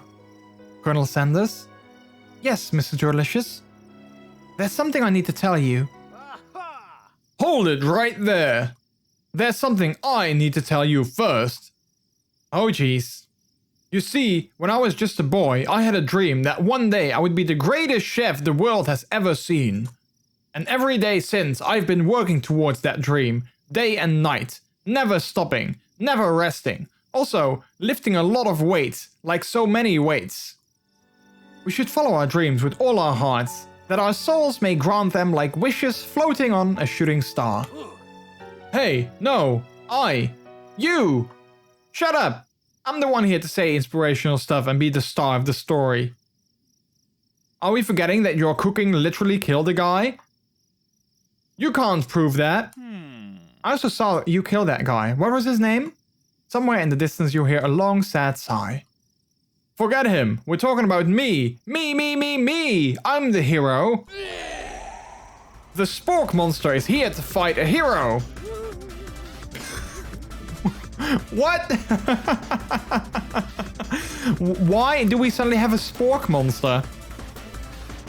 I think I left the fridge door open. Later, nerds! How dare you threaten me just as I was letting down my guard and connecting with another chef on an emotional level. Be afraid, be very afraid of me, because I'm a monster, see? Is he rhyming on purpose or is that just a coincidence? But before you can discuss syntax any further, it's a turn-based fight sequence! What will you do? Attack. You decide to go on the attack. Which attack will you use? Cook with love. Cook with love does 1 damage. It just got real. The attack really upsets Spork Monster. Spork Monster goes on the attack. They spit hot gravy at you. You take 1 damage. Attack. You decide to go on the attack. It worked last time, right? Cook with love does 1 damage. Why wouldn't we have a Spork Monster? That's a good question. Yeah, why wouldn't we have a Spork Monster? Spork Monster won't forget this. It's really feeling threatened by your attack. Spork Monster focuses their mashed mind and draws in energy from Mother Earth itself. They grow larger and more intimidating. How will you respond? Defend. You decide to defend. Which defense will you use? Trepidation. You hold your head between your hands and mutter, "This is not happening. This is not happening." Spork Monster is no quitter, buffed up and ready to rumble. They go on the attack once again. Spork Monster uses Utensil. You take 2 damage from the attack. If you take much more damage, you're not going to survive the battle. Attack. Decide to go on the attack. Cook with love. Does 1 damage. It's oozing cheese sauce onto the lawn of the quad. I wonder who is going to have to clean that up. Feeling vulnerable, Spork Monster prepares for its ultimate attack. Rounded Edge. Vile villain, your reign of terror stops here. Colonel Sanders summons the energy of 1,000 chickens. Hot Pie Power Pinch. Hot Pie Power Pinch does 10 damage. Spork Monster is defeated. You saved me. An injured Spork Monster spews steam into the night. Forget mercy. Finish him. No student will ever walk the quad in fear again. This monster messed with the wrong chef. Attack. You ready your final attack. You'll never survive my... Student Death Lone Destruction. It does 10 damage.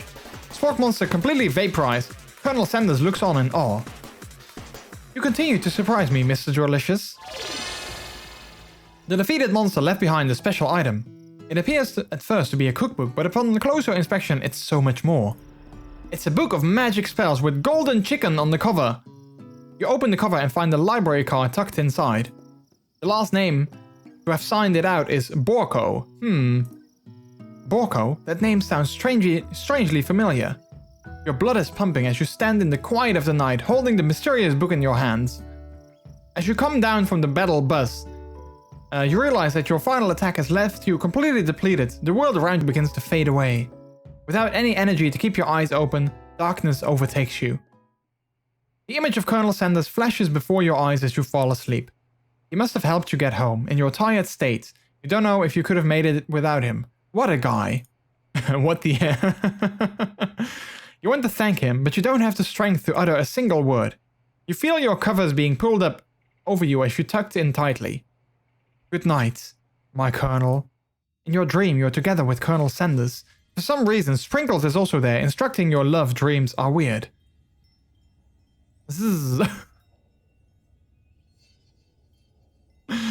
Oh man, this game, wow.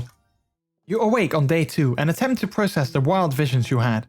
Were they memories or premonitions? And then there was that secret ingredient that Colonel Sanders went ahead and told you outright. Not much of a secret, huh? It's probably just because he already trusts you so much. Sure, that makes sense. We'll go with that. You meet up with your bestie in front of the school. Before you can tell her about the encounter with Spork Monster, she launches into a story of her own. Okay, I know this might sound a little strange, but I think I might be, I think I might like Clank. Like him? Like? I know, it sounds like it's moving too fast, but there's something about him. I like him. Like him. We got to talking after class, and he's actually a totally sweet guy. Not only that, but he's really smart. He told me all kinds of stories about Colonel Sanders. Did you know that Colonel Sanders was the most popular kid in high school? No, but that does make complete sense. Yeah, but he was so popular that he was voted prom king at a school he didn't even go to, and was also the convertible that he himself rode in at the front of the homecoming parade. I'm thinking maybe something got lost in pressure cooking language translation there. Either way, maybe it'd be best if you took it slow with this new boy, like I am with Colonel Sanders. You and Colonel Sanders, the coolest guy in school, the most famous student to ever attend University of Cooking School, Academy for Learning, you're a thing now. We definitely connected yesterday. Ahaha, you sure did. You're great. Why wouldn't he be into you, I guess? Laughing at the implication that you and Colonel Sanders might be a thing is definitely not cool. You are great. You have an idea how to prove that your love is real. Well, if he's not into me, why did he tell me one of his secret ingredients? Your bestie's eyes light up. A secret ingredient? Yeah, I just said that. A secret ingredient. A secret ingredient? Is there a dramatic echo in here? Miriam checks to make sure you're alone before continuing. So this summer, while I was on vacation with my family, a lovely man approached me in the botanical garden while I was wandering. This can't be good. He told me all about his passion for spices. Secret spices. The man even gave me some, to show me what he meant. He said it was a powder created from super duper rare dried flower petals, and that if I did him a big favor, I could have some of my own. Please, Miriam, don't tell me. So I filled my suitcase with them and brought them home. He was so nice, he even met me at the gate when I arrived. Later when I cooked with them, a very strange feeling came over me, and the flavor was unlike anything I'd ever tasted. I think you're being very liberal with the meaning of spices here. Whatever, anyhow, we both share an interest in cooking, so we've stayed in touch, you know, like pen pals. I bet he would love to know more about new spices. Well, I'm definitely not supposed to share Colonel Sanders' secret recipe, and besides, I only know the one ingredient, so I doubt it'd be much use to anyone. Stay off the weed, yeah. Please, please, please! It would mean the world to me! No one has to know if it came from you or from Colonel Sanders. What do you think? Should you protect Colonel Sanders' secret or share it with your bestie? No. Make up a fake ingredient. We're not gonna share... Because he needs to love us back. We need to, you know, make sure that he loves us. You quickly think of a fake ingredient name. I don't know. How about... It was Eye of Newt. I know. Sounds like some kind of witch potion, but what can you do? Eye of Newt? Wow! Your eyes light up imagining such a thing, and you figure that you've satisfied her curiosity and she'll move on. However, she immediately turns around and does some thumb-typing on her phone that you can't quite see. That's probably not good. Before you can ask her to confirm that she definitely was not texting secrets to other people, you're interrupted. A wind rushes in. Cherry blossom petals fill the air. It's Colonel Sanders. He's arriving at school on a horse, because why not? Stand back and admire his majestic glory. Run to him. You decide that the best way to show Miriam how serious you and Colonel Sanders are would be to run to him. Surely he'll sweep you up onto the back of his stallion and you'll ride away together. That'll show her good. Oh, Colonel, my Colonel. However, your sudden movements surprise the horse and it rears up, kicking you directly in the face. The force of the blow completely knocks you out cold. In the darkness, you see a vision. Oh, MrJordilicious, I'm here to deliver you a message. Not this guy. It's important that you remember this, exactly as I say it. If you forget, the world could end. You know it's serious. I have been trapped in a realm beyond, but a great prophecy relies on my return. Only you can save me. All you need to do is repeat my name 3 times. And that name is... But before you can continue, you suddenly awake. Oh, jeez. You awake to find Colonel Sanders tending to you. He roused you back to life with a satchel of secret spices. Or is that just his natural seasoned musk? Compliment the craftsmanship of his horse's shoes. Lean in for... Yeah, we're not gonna kiss. That's too early. Let's compliment that. Maybe you shouldn't be riding a horse to school. And maybe you shouldn't be running up to animals you don't know. It's hard to say who was in the wrong here. But one thing is for sure. That Colonel Sanders is pretty dreamy. That horse has beautiful shoes. I could really feel how smooth and sturdy they were when they were pressing into my face.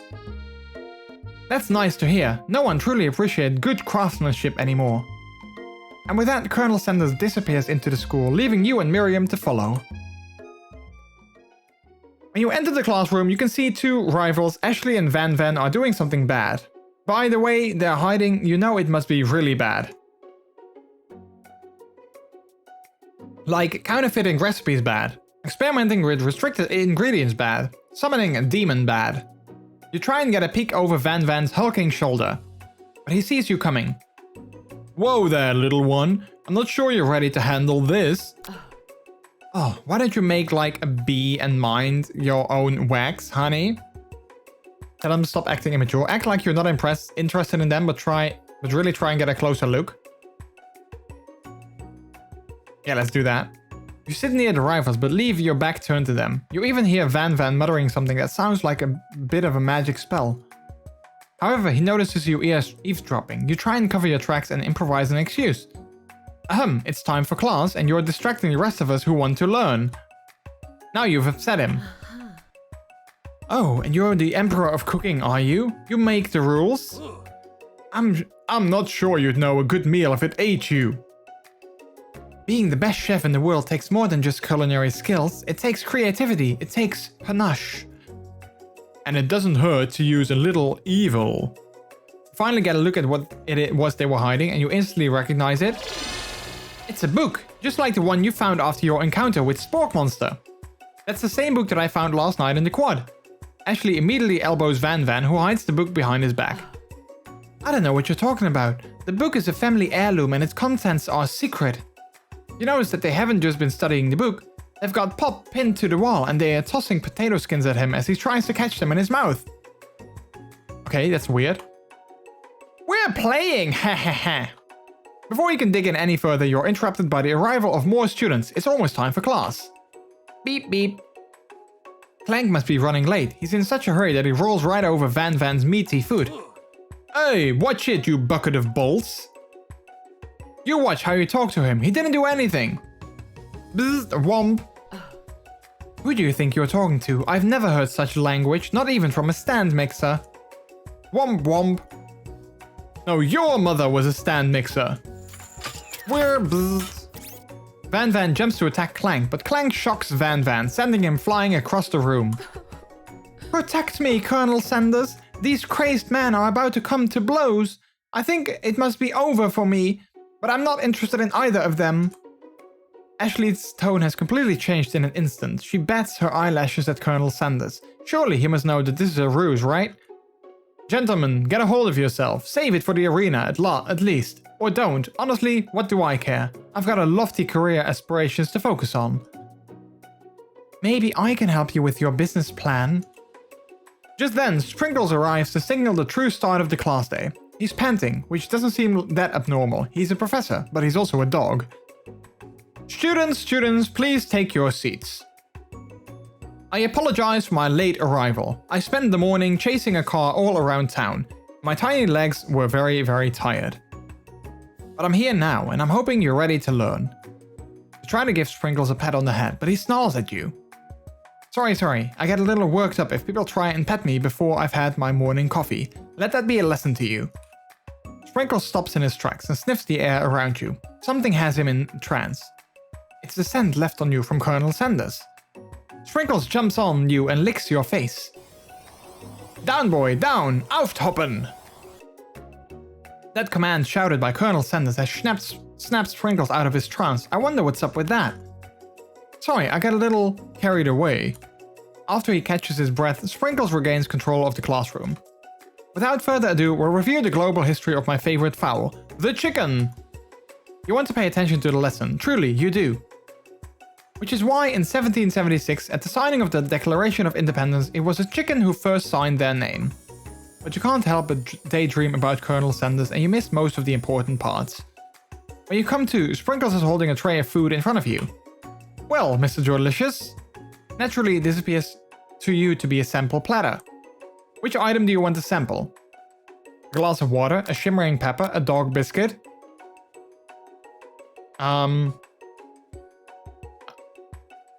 I'd say the pepper maybe, or the glass of water. I don't think we want to sample the dog biscuit, I guess.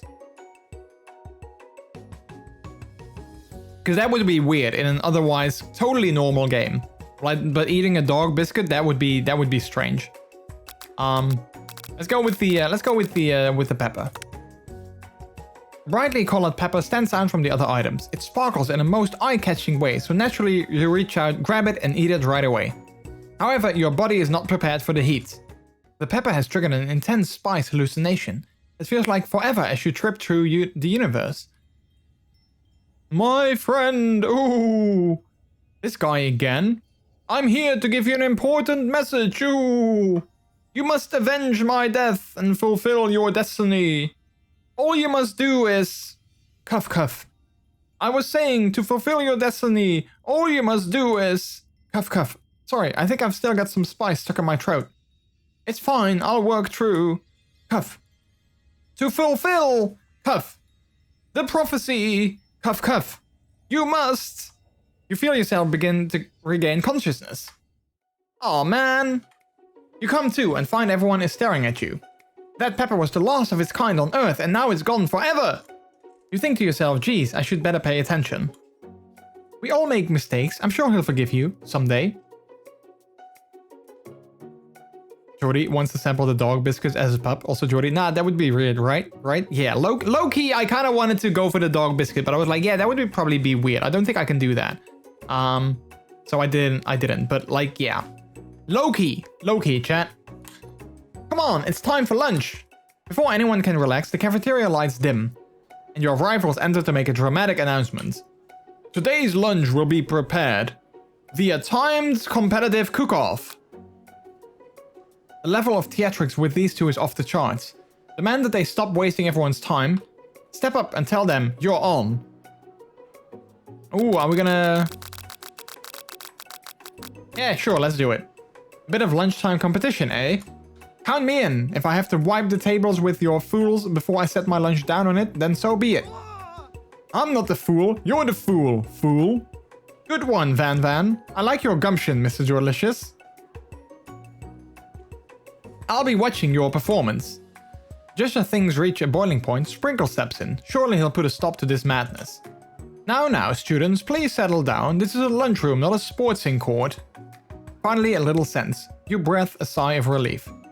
At least not until we turn on the timer! Oh geez, timer ready. Just then a huge light blasts you in the face, flashing the words timer ready. That's what I'm talking about. Aroo! I stand corrected. The hard way builds solidly a foundation of confidence that cannot be swept away. And that's an original quote by me, in case anyone was wondering. I hope its message lifts you to victory. Like a diamond, I was formed under pressure, and now is my chance to shine. I will defeat you myself. You had his chicken, and you made mashed potatoes and gravy on day 1, and you're feeling like you can really impress him again here. It's time to boil some water for the potatoes. Think fast, if the timer runs down, you'll be forced to pick randomly. What temperature does the water boil at? 100 degrees. That's right, but how would you have gotten into this school without knowing that? Winner gets to rub my furry belly, let that enticing offer motivate you. Ooh, it does look very enticing. Although I'd rather get belly rubs myself, but okay, we'll take it. You're going to need to season this chicken before you cook it. You don't know how Colonel Sanders' recipe exactly, but you have an idea. How many herbs and spices did he say he used? 11! That's right. You might not know all of the ingredients yet, but at least you're headed in the right direction. Tail wagging intensifies. Yeah, it kinda does. Now that you've got some basic steps going, it's time to elevate your craft. What state of mind offers the most flavor? Vigilance, trust, gratitude? Gratitude! That's right. You must never take this opportunity for granted if you hope to succeed. Your classmates are rooting for you, but Ashley is simply stronger and faster than you. You'd better pick up the pace if you want to survive.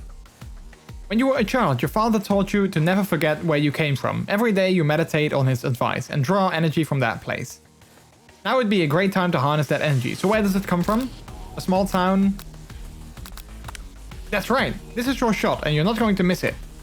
Aroo! You try to shut out the noise of the arena and focus on your cooking. What's the sound of success? Silence, sizzling, bubbling. Sizzling! That's wrong! Oh no! Don't make me get the spray bottle! Next question. You notice Colonel Sanders out of the corner of your eye. I believe in you, MrJordilicious. He's actually cheering you on. Which would be awesome, except knowing he's watching you makes you totally forget what you were doing. Now all you can think about is Colonel Sanders. How many spoonfuls of gravy take it? Oh! What were you thinking? Get your mind back into the competition. Grrr! You're stranded on a desert island with only one desert cookbook. Which do you take? Oh, dessert cookbook. What a hunk. I know, right? You know what? Shouldn't you be focused on the challenge? You're falling behind. Running together in a gondola. Oh no. I'm gonna lose this like this, chat. What does that have to do with crafting spectacular fried chicken and delicate baked biscuits? Woof woof. Really struggling to keep up. At the next station over, Ashley has begun plating elements of her dish. It's colorful and complex. To make up time, you toss your biscuit dough into a stand mixer. As you do, the crowd gasps. Yikes! Zzz, zzz. I know you love nothing more than seeing a fellow appliance utilized in a kitchen battle, but sometimes that means sacrificing the personal touch. Whirr. Might not have any hands, but MrJordilicious does, and a good chef needs to be touching the dough to know when it's properly mixed. There's an easy way and a hard way. You don't get far by going the easy way. When you hear everyone talking, you realize how serious your error was. You immediately shove your hand into the mixer to rescue your dough before it's overmixed. MrJordilicious, no! But you're not fast enough and your hand gets stuck. It immediately crushed by the quickly spinning beaters. There's no way you'll be able to use that hand for the rest of the match. Colonel Sanders shakes his head in shame. What you often find is that the easy way can turn out much, much more difficult. Everyone stop what you're doing right now. The battle is over. It can't be. I was so close to finishing my dish. Sweetheart, look at your hand. You simply can't go on. Ah, that's too bad. And here I am with a completed dish ready to serve. Surely that makes me the winner by default. No, it wouldn't be fair to compare the two on account of MrJordilicious's injury. You see Sprinkles begin to lick his doggy chops as he locks onto the dish. But I suppose you should at least tell us what you prepared. Well, because I'm the sweetest, I skipped straight to dessert. Under this white chocolate dome, you'll find a wide array of delights, taking you on a journey of flavor that tastes good and tells a story of excellence. I was going to ask MrJordilicious to do the honor, but since you're injured, I'm afraid that pouring this creamer of delicate hot chocolate sauce might be too difficult. Colonel Sanders, if you wouldn't mind lending me your strong, steady hand. Colonel Sanders pours the hot chocolate sauce on top of the dome, causing it to melt away, revealing the ingredients hidden within.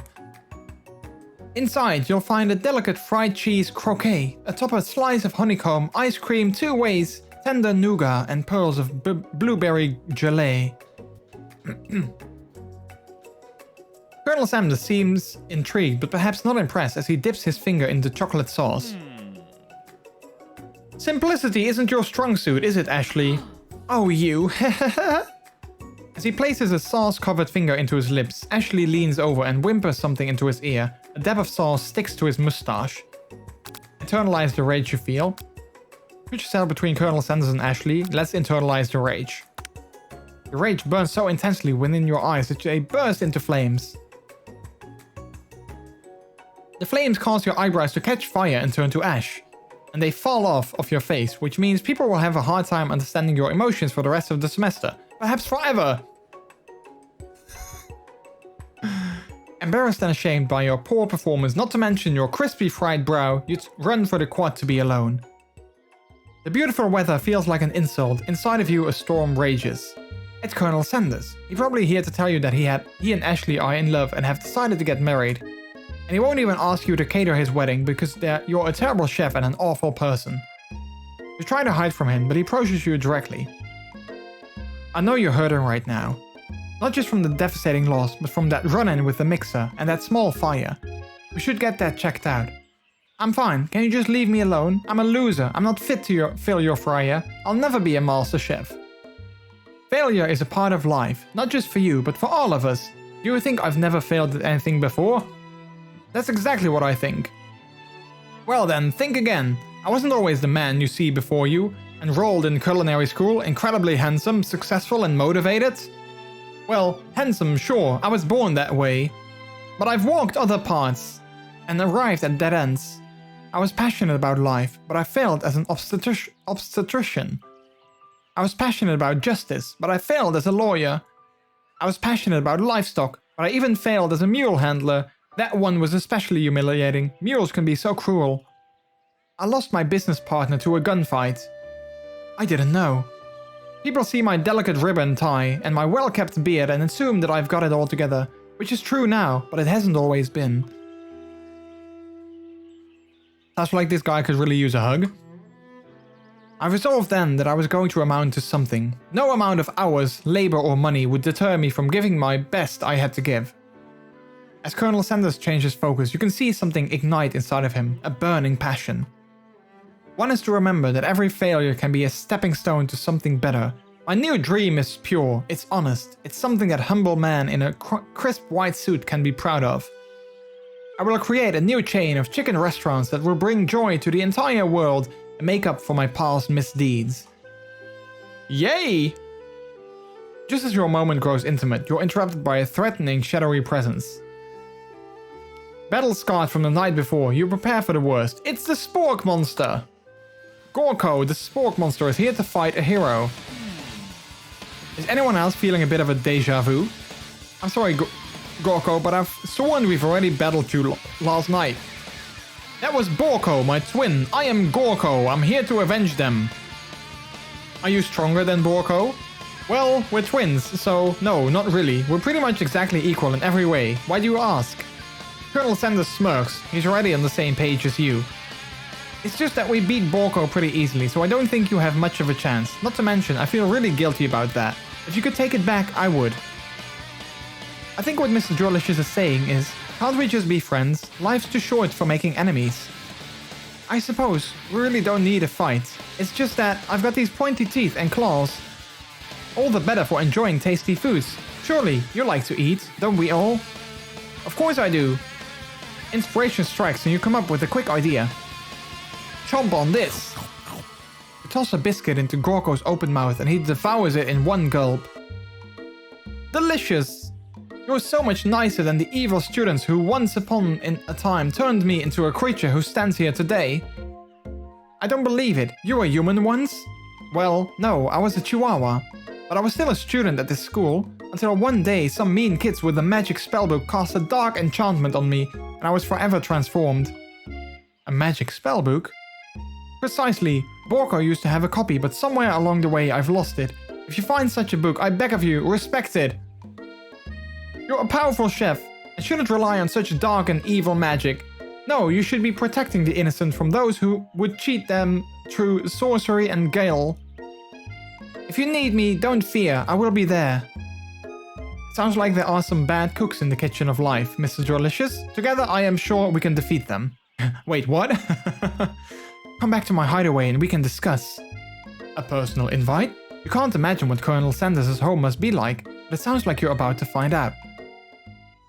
Stepping inside Sanders' home, surrounded by his things, you start to feel a special bond with him. It looks like you live such an exciting life, Colonel Sanders. Every day can be an adventure if you approach it with the right attitude.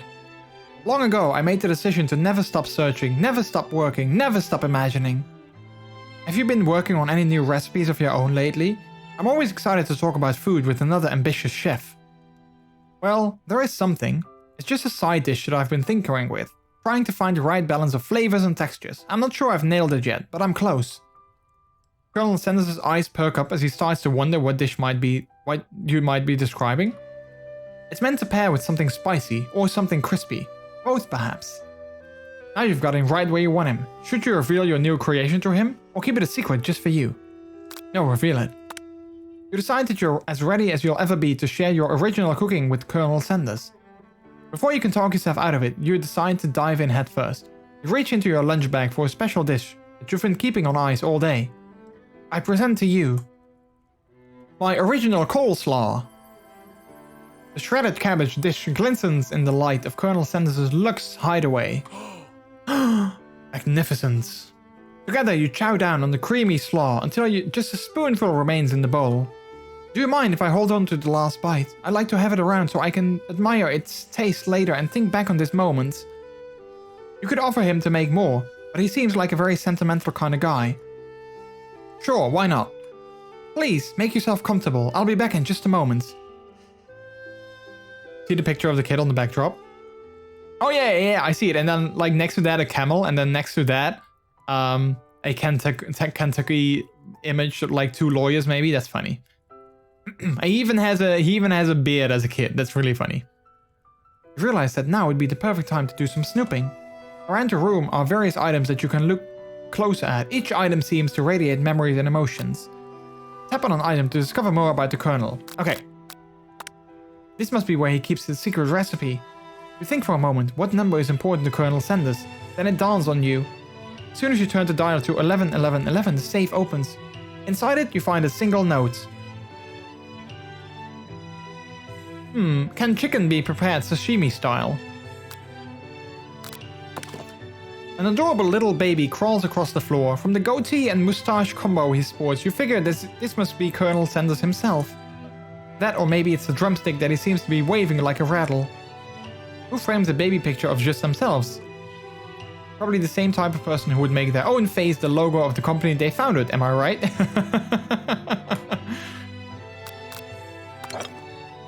You take a closer look at a large urn sitting on a nearby pedestal. There's a plaque on it. It's dusty, but when you wipe it off you can read the inscription.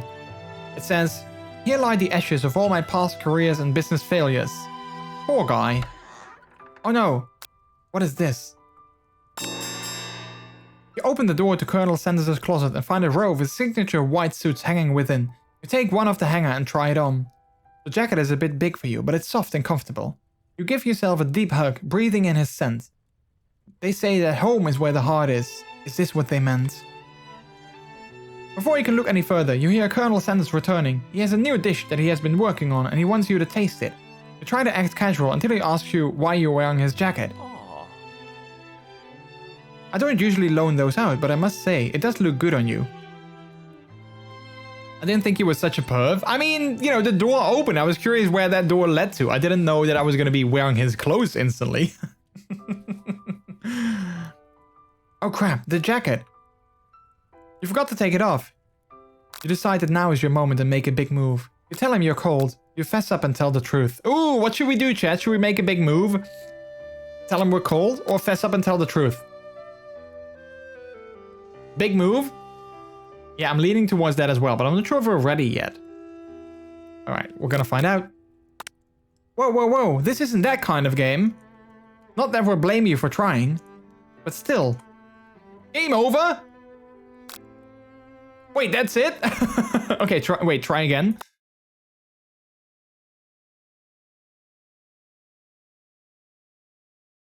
Wait, are we gonna start at the beginning? Because if so, then...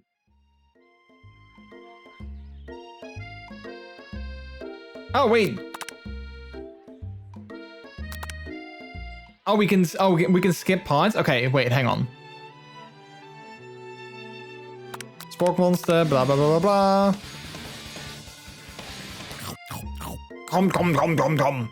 Alright, let's skip back to his house. Let's see, reveal it. We're gonna make the same choices, I think. And see,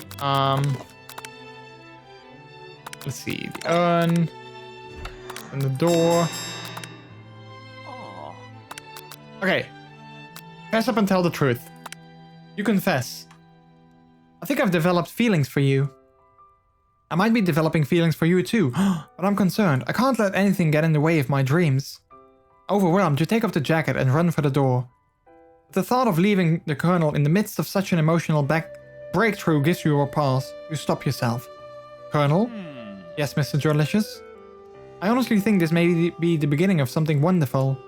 I think you're right. We should take things slow. We talk late into the night and drift off into a slumber. Dream sequence. Zzz. You awake to a beautiful morning in Colonel Sanders' hideaway. Did you make the right decision on how to respond to Colonel Sanders? Only time will truly tell. Today is a day that should change the rest of your life. Your thoughts are interrupted when Colonel Sanders emerges into the room. He's holding up a gorgeously plated breakfast and your mouth waters at the sight of it. Here's a simple breakfast I just whipped up. It's meticulous. You taste Colonel Sanders' food and it takes you on a journey. When you return, he's waiting to ask you an important question. So, would you say that we're the perfect match? How presumptuous. My cuisine and your taste buds, that is.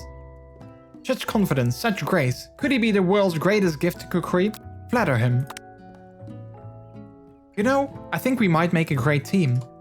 A single tear begins to pool in the corner of his eye as he gazes out the window. And with the right business partner, I know I can't fail. Business partner? Could he be talking to you? It's all happening so quickly. Overcome with emotion and confused by your feelings, you're on the verge of tears. Unable to speak, the only answer you can find is to run out the door and get home. There's still one more day of school after all. The University of Cooking School Academy for Learning waits for no one. You get home to find something very surprising. Your best friend is there waiting for you. Where have you been? Because I had one heck of a night. I've been so desperate to talk about it, but I couldn't find you. I got worried that something had happened to you. It's okay, I was just... But now that it turns out you're fine, I can finally get up to speed on the saga of Miriam. Sure, but... You will not believe what happened to me after school yesterday. I went on a date. I think I can believe that. Since I'd been partnered up with Clank, he asked me to go out with him. Of course I told him, you'd better keep your dials turned to polite and respectful. I'm not that kind of girl. But he was just interested in spending some one-on-one time together and getting to know me. So I said, yeah, sure, I can get to know the little metallic guy. Long story short, he took me skydiving with his friends, but things quickly spiraled out of control. Did she just say skydiving, as if that's a typical first date to go on with a talking pressure cooker? And now I'm not really sure where we stand. You don't give Miriam time to tell her whole story, however. Bottling up the details of your own night is just too much to bear. And I went on a date too, back to Colonel Sanders' house where I spent the night with him. You what? Nothing happened, but the emotional connection, wowzers. Miriam tells you to move on from this whole Colonel Sanders obsession and focus on school. If being obsessed with Colonel Sanders is wrong, you don't want to be right. After a short argument, you both agree to go your separate ways. When you arrive at school, you encounter your rivals in the quad. You can tell from a distance that they're picking on Pop, though he himself might not quite grasp that fact. Because you know, he's Pop. What's a swirly? It sounds delicious. Oh, it's great. I'll order you up one right away. I'll have my swirly with sprinkles, please. Haha, Sprinkles is a dog and a treat. Oh, you can get your swirly dip too. Why don't you pick on someone your own size? Because I'm literally the biggest person at this school. That's that horse that Colonel Sanders rides to school. But who would dare pick on such a gentle and beautiful creature? You got some nerve, MrJordilicious, suggesting I pick on a defenseless horse. Now you're twisting my words, and I won't have it. You clench your fist, but the injury from yesterday's mixer accident makes you wince with pain. Doesn't look like you can go on cooking like that. Might as well just give up. I'll never give up. Ever. Colonel Sanders arrives just as it appears things are close to boiling over. A naturally intuitive person, he senses that something has been going on.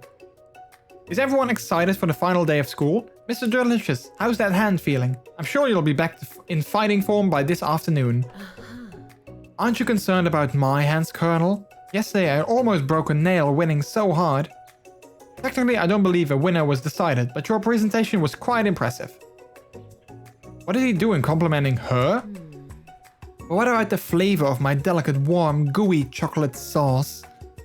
It was clear that you're passionate about how your food is received. That's a lot of words to say it was bland. Excuse me, MrJordilicious, I'm more than capable enough to speak for myself. Maybe you could tell me more of your thoughts as we walk into class, Colonel. I'm always interested in discussing the fine arts of food. See you inside, MrJordilicious. Annoyed by his inability to see Ashley for who you know she really is, you walk across the quad to get some distance. In an attempt to distract yourself from how slighted you feel by that interaction with Ashley, you take out the spellbook you recovered yesterday and started flipping through the pages. Whoa, that's the book! It looks like bad news!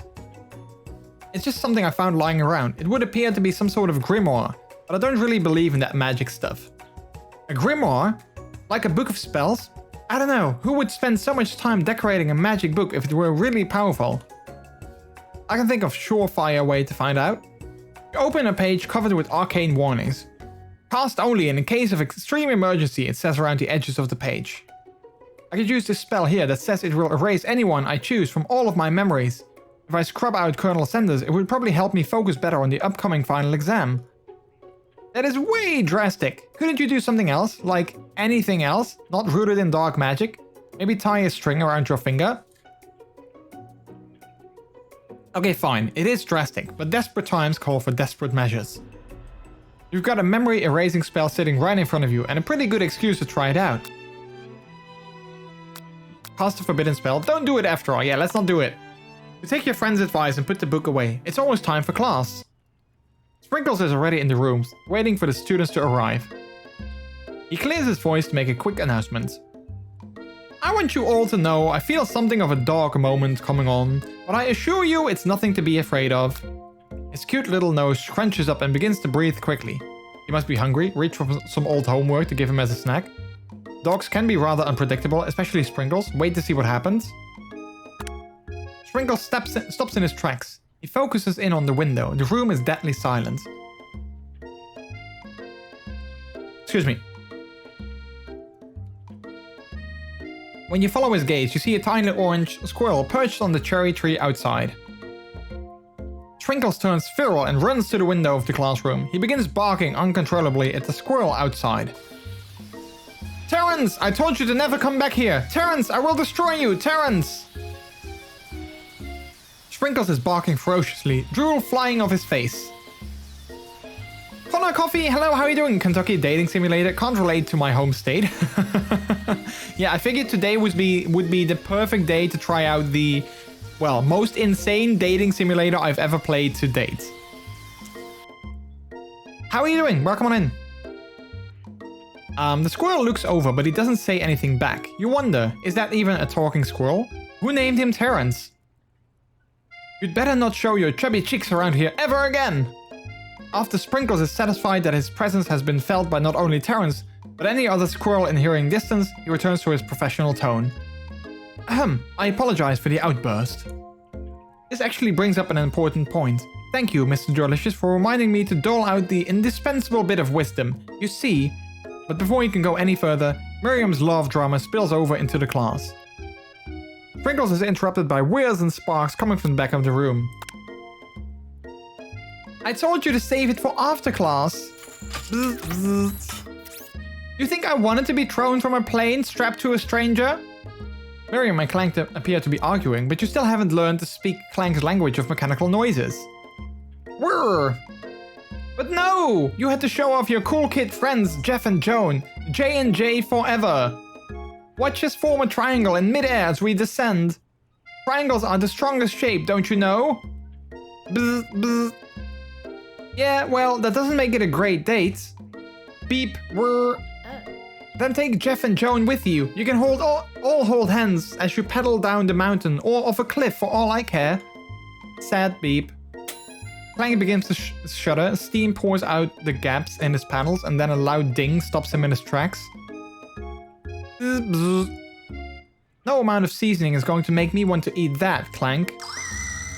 Clank burps out a completely deep-fried sneaker. Considering that he himself has wheels, not feet, it's not entirely clear where it came from.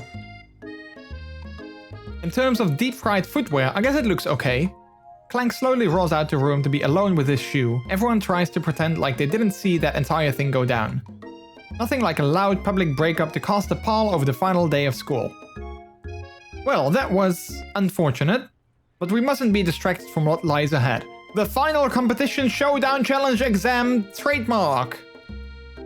I'm still working on the title, but I think you get it. Test time approaches. See you all in the arena. But before you can think about your upcoming competition, there's a very beautiful soul nearby in need of a pep talk. Hey Miriam, are you okay? Okay, I'm so mad I could smash a tiny mug, spilling several droplets of hot cocoa all over the floor. How could he embarrass me in class like that, in front of everyone? Her tiny cocoa is a delicious treasure, so you know that this breakup is no joke, even if the source of her frustration is a silly boy. I know you know this, but I'm gonna say it out loud. You don't need anyone. Me and you, we're gonna cruise together through this final test and hit the carpool lane to Success City. Miriam brightens up, imagining the wind rushing through her short bangs. She hesitates to embrace the feelings all the way. You're not going to saddle up on Colonel Sanders' stallion and ride off into the sunset without me? Of course not. Well, maybe. Sorta. But I'm sure there's a pony out there with your name on it and a ranch big enough for both of us and whoever else we want to bring along. If it's not Pop or Clank or anyone else you meet today, tomorrow or this whole year, so what? You're a special person who shouldn't settle for the first someone to show a little interest anyhow. Miriam gives you a big hug and wipes the tears from her cheeks. I should really review my menu for today. I'm going to make a very special soup. And I bet that Professor Dog is gonna love it up. While you were pep talking Miriam, you completely missed lunch, but that's okay, because you had a better idea of how to spend the time before your exam. You decided to head to the arena early to practice a dish.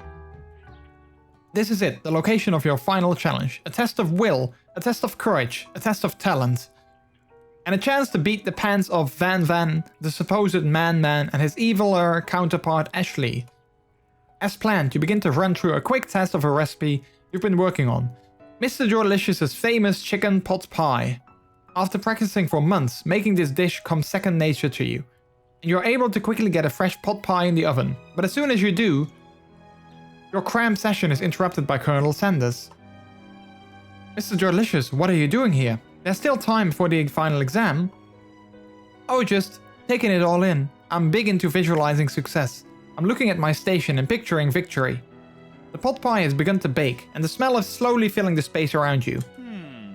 Visualizing, huh? That's too bad. I was hoping you were here cooking something delicious.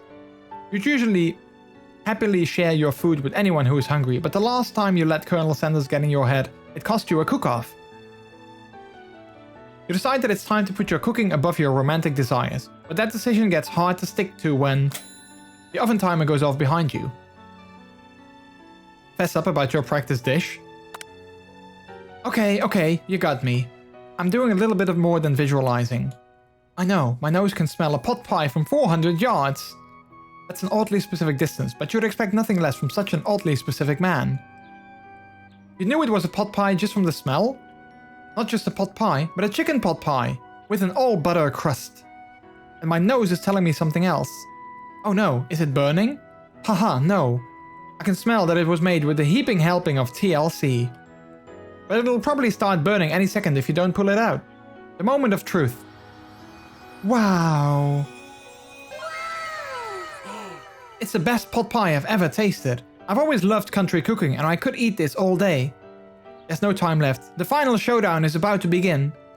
Sprinkles lays down the ground rules. There are no rules, that is it, except to cook with everything you've got. You step up for the cook-off of a lifetime. You decide that mac and cheese plus the pot pie you've been practicing are just the dishes that'll push you over the edge of victory. Meanwhile, both Van and Ashley are prepping wildly elaborate dishes per their usual over-the-top selves. Miriam has her giant magnifying glass and several sets of tweezers. She definitely prepared to go big going small. Colonel Sanders seems to be harnessing his 11 herbs and spices, but he's trying to find a way to improve on something perfect. His original recipe, fried chicken. The intensity in the room starts at full 10 out of 10 with a frenzy of action. Everyone is calling out really cool special cooking moves as they prepare their food. Wow, this is getting serious. Colonel Sanders batters his chicken as it levitates through the air. Egg wash. Miriam furiously injects ingredients into an itty-bitty pot of broth. Best friend Baster Blaster. Van flexes his pectorals as he chops open a sea urchin. Let's rock and roid. Ashley scoops her pastries off the tray with lightning speed. Shallow personality spatula. Even Clang gets in on it. 5-dial pressure point chicken cooking technique. Wait, when did Clang learn to speak English? It's a singularity as was foretold. We mustn't let it happen or the appliance uprising will take us all. Self-destruct. Van quickly unplugs Clang and rolls him out the back door of the arena. As you frantically prepare your dish, you notice Ashley has her spell book out. Is she going to use some dark magic to turn the tide? You've got a book of your own and you're desperate not to see her win another battle. Should you take this opportunity to fight magic with magic, even if it's almost certainly evil magic? Cast a spell. Do it the hard way. Yeah, let's do it the hard way. Who needs magic when you've got passion? I'm going to do it the hard way. Colonel Sanders sees as you've chosen to win on your own terms and he gives you a subtle wink from across the room. I believe in you, MrJordilicious. Miriam notices too. And I've always believed in you, MrJordilicious, since we were little kids, because I'm your best friend forever. You turn to notice that Miriam is at your station cheering for you. Miriam, what about your dish? If you're here cheering, who's cooking? Tiny food, short cook time. It's actually already done, so I thought I'd help you. Oh, that's sweet, but...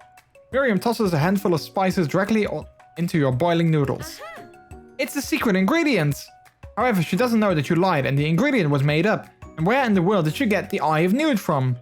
The boiling pot explodes, sending Miriam flying backwards. The watery noodles begin to swirl in the air, bubbling into a dark cloud that thickens and congeals before your very eyes. It is I, Steve, the Spork monster. Steve? Wait, what happened to Gorko? You're not here to battle me, are you? We Spork monsters are many. I think Gorko had the day off, but you have conjured Steve, and I hate to battle, so I'd say you're doing pretty alright. Oh hey, you're in the middle of cooking competition? I love this stuff, it's better than TV. You crazy kids with your culinary skills really impress me. Mind if I hang out? I'm sorry Steve, but I'm kind of in the middle of something. Do you mind? Steve the Spork monster notices that you've got the grimoire stashed beneath your cooking station. I see what you're up to. Crisscrossed some magical items and accidentally summoned me, huh? Huh? Yeah, you guessed it, sorta. If you're here, would you mind tossing some fresh noodles in a pot of salted water? I'd love to. I always wanted to be a top chef, actually. You know, when I was just a little spork pup, back in the old country. Wait, a spork pup? This game has so many puppy references and I'm kind of loving it. You can feel Spork Monster winding up to tell a very long and involved story. You don't know exactly where they came from, but it seems like it was probably lonely there. Actually, you know what? Maybe you should watch from the stands. I really need to focus on this competition. Bork, bork, bork! I understand. It's kind of like the time in Monster School that I had fallen asleep during the Scare Tactics class, and when I woke up... You toss a serious stare at Steve and he takes the hint. Never mind, I'll tell you later. Good luck. Having suffered a huge setback, you don't know how you could ever win. You summon extra power from deep within yourself? Give up and drop out? No, let's summon some extra power, obviously. I can do this, I have what it takes, I came here to win. Your hair turns mac and cheese orange as culinary energy flows through your body. My heart is pure, my hands are steady, my taste buds have been preparing their entire lives for... Yes, MrJordilicious, you are the chosen one, you will avenge me! The power you'd been summoning immediately fades back out. You interrupted my inspiring monologue. Sorry. My heart is pure, my hands are steady, my taste buds have been preparing their entire lives for this moment. I will show the world my cookery! You begin to levitate off the ground. Energy courses through your body. You know that with this power you can do anything, except turn back time, which would be super useful because while you were powering up, your chicken pot pie overcooked in the oven and can't be served. But don't worry, dear MrJordilicious, you may have suffered some setbacks, but all is not lost. Impressed with your fortitude, Colonel Sanders decides that you have earned his support. I've been watching you today, and I must say, I'm truly impressed. You've been thinking on your feet and rolling with the punches. He steps up to your station and stands right beside you. I'm here to help. All you've managed to make is mac and cheese, and time is almost up, so you're going to need it. But Colonel Sanders, what about the test? What will happen to you? What about the rules? Spork Pup command when? Following the rules has never really been my thing. I follow my heart. What a guy. Colonel Sanders unfolds a delicate white towel to reveal the most delicious fried chicken tenders you've ever laid your eyes on. And besides, sometimes unexpected combinations can have surprising effects that surpass their individual efforts. Are you suggesting, if we combine forces, we can form the perfect food union? Time's up, students! With time expired, it's the moment everyone has been waiting for. You must now prepare to present your dishes. A handful of students stand tall, but the class seems incomplete. It seems we're missing some students. Pop, clank. From off-screen you hear a pure and innocent giggle that can only come from one student. Hey, I'm flying! It sounds like it's coming from that broom closet over there. Miriam, would you mind? Inside of the closet you see Pop hanging on a broom hooked by elastic of his underpants. Pop, get down from there right now! Let me guess, did Van have something to do with this? When someone asks for a wedgie, who am I to refuse? I thought a wedgie was a salad. It looks like Pop is eliminated from the challenge, seeing how he didn't cook anything. I can't feel my legs, might I be excused? Sure. You kids and your pranks, I must say, it's not the worst prank in UCSAL history, but it's not exactly yearbook material. Wait a second, pranks, clank? Where did that pressure cooker roll off to? Hey Starsesh! You wait to hear a signature where, bip or other onomatopoeia, but there's none. Somehow he must have gotten unplugged, I guess. We'll have to figure that out later. That leaves only 4 remaining students. Please collect your final projects. Yes, it has been a long semester. Whoa, 3 whole days long. But after days of hard work, the time has come for me to eat. Miriam, please step forward. Now describe your dish.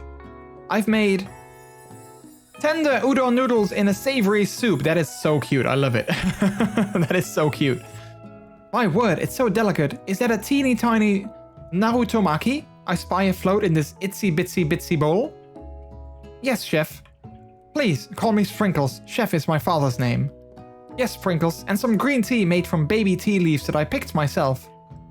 Sprinkles carefully sniffs around the dish before opening his mouth and letting just the tip of his pink dog tongue dip into the bowl. Sublime. Would anyone else like a taste? Oh, come on, I'm not one of those dogs who doesn't floss. I even have a really cute electric toothbrush for dogs. Fine, I'll enjoy it all by myself. And in the flesh, the entire meal has been devoured. Not that it took much, it was less than a thimble's worth of soup. A+. Rarely do I taste a dish with as much love poured into it as yours. Miriam is overjoyed. She gives you a big hug. Thank you, MrJordilicious, for helping me believe in myself. Van, you're up. Now describe your dish. I made uni over smooth egg custard in an ex-hewn urchin shell topped with caviar.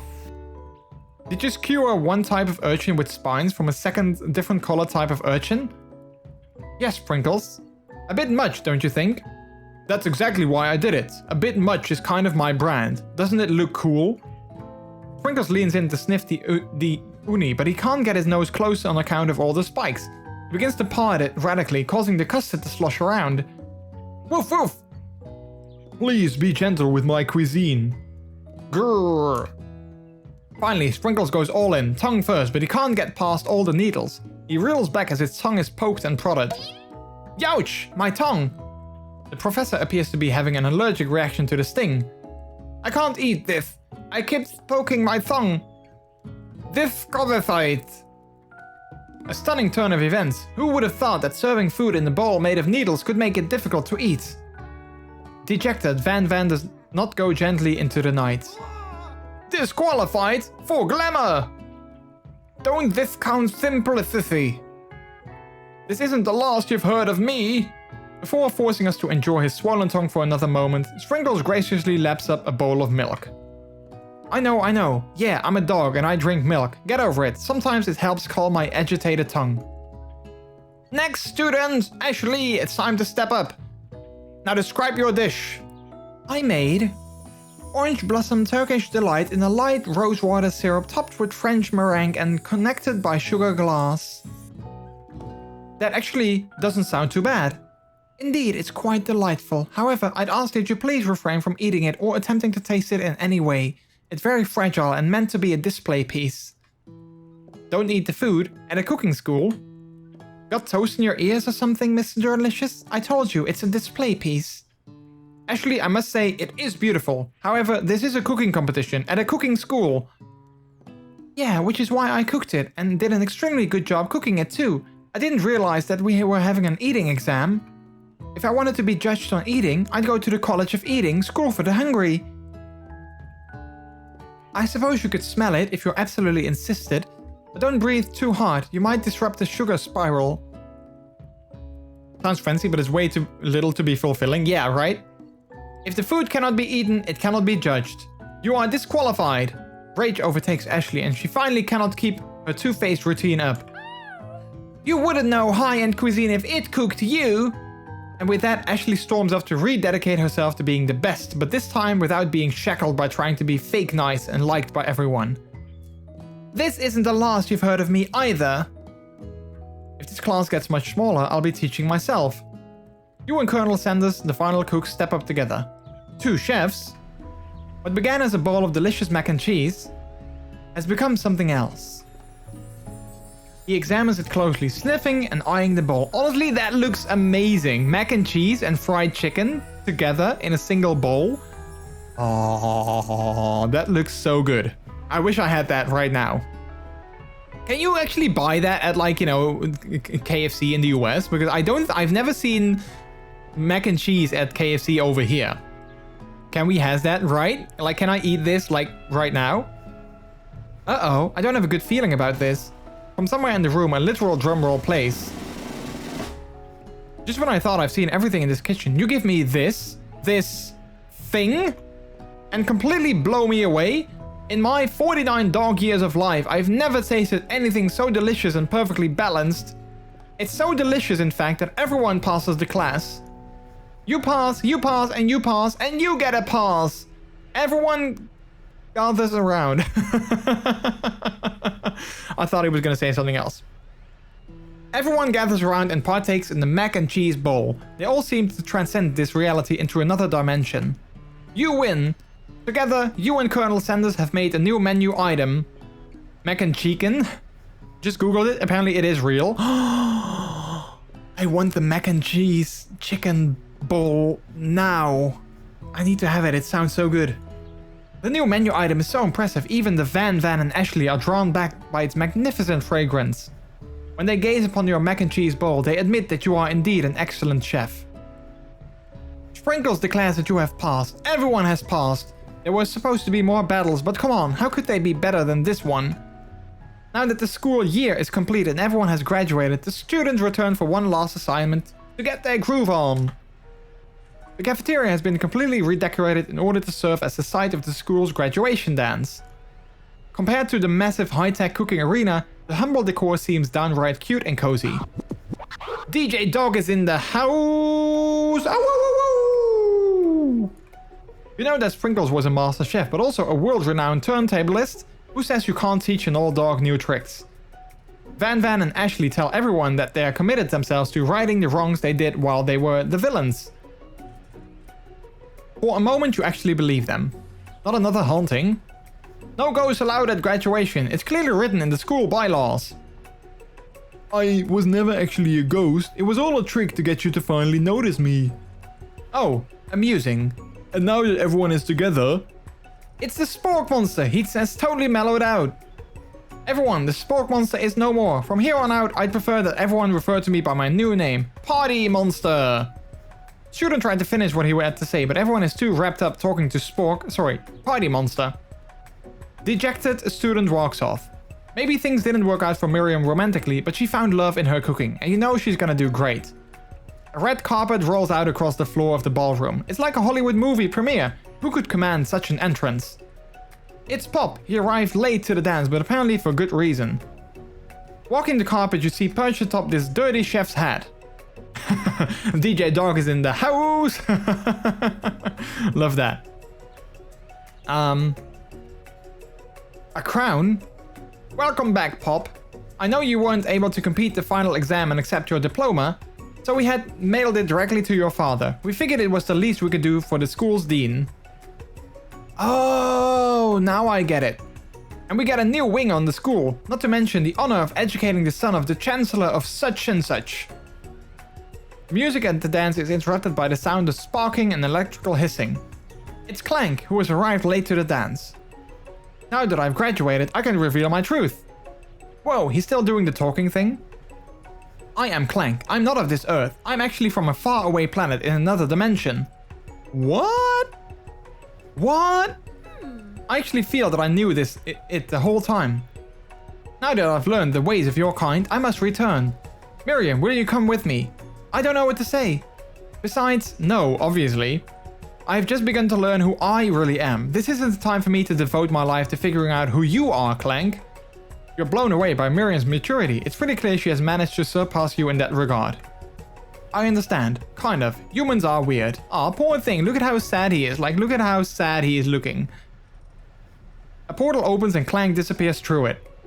Finally, Colonel Sanders arrives. Howdy, classmates. Just like the first day you met him, he has come prepared to feed the entire class. However, it's not enough to just give them a bucket of chicken. This time, it's a full meal. I didn't get to be the most famous chicken man in the history of chicken and man by not reminding people to go out and buy my chicken. The end? Question mark? No, it's not the end. As everyone feasts on their delicious chicken dinner, Colonel Sanders finds you sitting at the edge of the dance floor. MrJordilicious, what are you doing sitting all alone? Oh, you know, just waiting for the right person to ask me to dance. I wonder, might you tell me, what are the qualities that you would expect to find in such a lucky person? Off the top of my head, oh, I don't know, a spicy musk, a tidy goatee, and a degree from the University of Cooking School Academy for Learning, just to name a few. It truly is my lucky day. Would you dance with me? Yes, I would love to.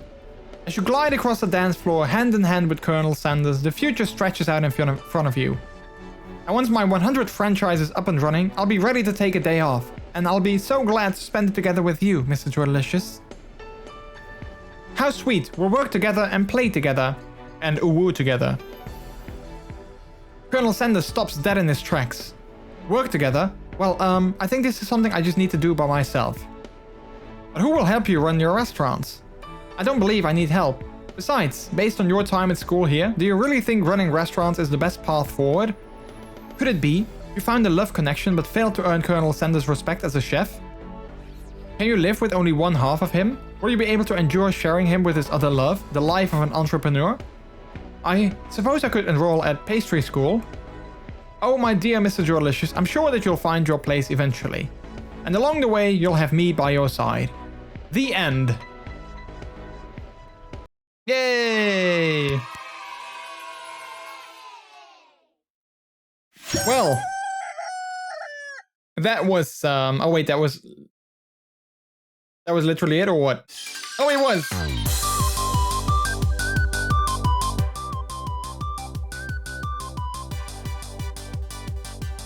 Kind of like the intro song. It's pretty catchy. I like it.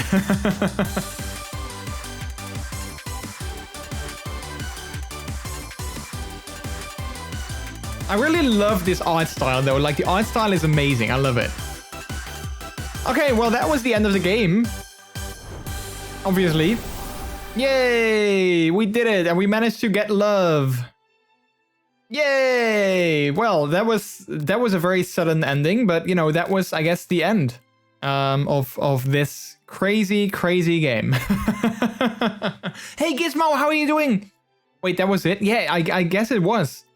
I'm not sure if we got like the best ending because we didn't get we did get love, but we did get love, but we didn't get anything other than that. So I'm not sure if we got like the best ending. But you know, in the end, I think, yeah, well, what did you guys think? Did you enjoy that? Even though that was like the weirdest game I've ever played. Yeah. Yeah, he loves you, but he doesn't see you as an equal chef. Happy end. Yeah, that's the thing. Like, I don't think it's necessarily a happy ending because he does love us, but he doesn't see us as like an equal chef. So yeah. I've been lurking with Philippe. Nice. Yeah, I was about to ask, how is your time in over there? Hopefully you're having a great time. You arrived yesterday, right? So hopefully you're having a good time together. That was a game. Yeah. Yeah, I figured with it being Valentine's Day, I figured this would be like the perfect game to play for Valentine's Day. How long did we play it? We played it for 107 minutes, so like just over 1 hour and a half, which is also what I saw on How Long to Beat. That it would take you like roughly 1.5 hours to beat. So yeah, well, that was interesting. You can get it for free if you want to play it yourself. It's on Steam, so you can just get it for yourself on Steam if you would like to experience this for yourself. But I'm okay having played it and never to play it again, I think. I'm fine with that. I don't necessarily need to play it once more. It was interesting, though. It was definitely very interesting, though. Not the weirdest dating sim I've ever seen. He glances at pigeon dating sim. Oh, yeah! Hatoful Boyfriend. Yeah, I've never... Do I own that? Like, is that, like, free on Steam? I don't think I might own that, but maybe not on Steam. Maybe somewhere else. I think I own it somewhere on like another, maybe on like Epic or something. But yeah, that was definitely very interesting. I'm gonna take a quick break though, because I'm super thirsty. Because, you know, all that talking really made me like, you know, my throat a little bit dry. So I'm gonna get something new to drink. And then after that, I think we're just gonna continue with some more City Skylines because, you know, it's only 10:30, so it's definitely not time to end the stream already. So I'm thinking City Skylines is like the perfect game to continue with after this crazy chicken adventure. I do kind of wish that I could eat some chicken right now though, because I'm super in the mood for chicken after all this, which is I think totally what KFC wants, that I run out to KFC, buy me some chicken. But I'm just gonna do that. So yeah, we are gonna play just something else. Things are good. We had food and walked around the city. Bit chilly though. I'm happy to hear that. Yeah, I bet it's chilly over there, but I'm happy to hear that you had a nice time. Bo Burnham, how are you doing? Hello. That's a cute doggy emote. I love it. Korg, hello. I like it. That's so cute. But yeah, I'm gonna take a quick break. Grab something new to drink. I suggest you guys maybe do the same. Stretch your legs, get something to drink, and then after that we will continue with City Skylines. Jordy is super thirsty from the Colonel. Wow, chat. Wow. So yeah, I'll see you guys in a couple of minutes. The Pigeon Dating Sim is actually made by the same developers as Fall Guys. Oh, I didn't know that. That's actually kind of cool. Anyway, guys, get your plinkos ready. You know, drop your plinkos down the board. And then I'll see you in a couple of minutes when I return. Be right back.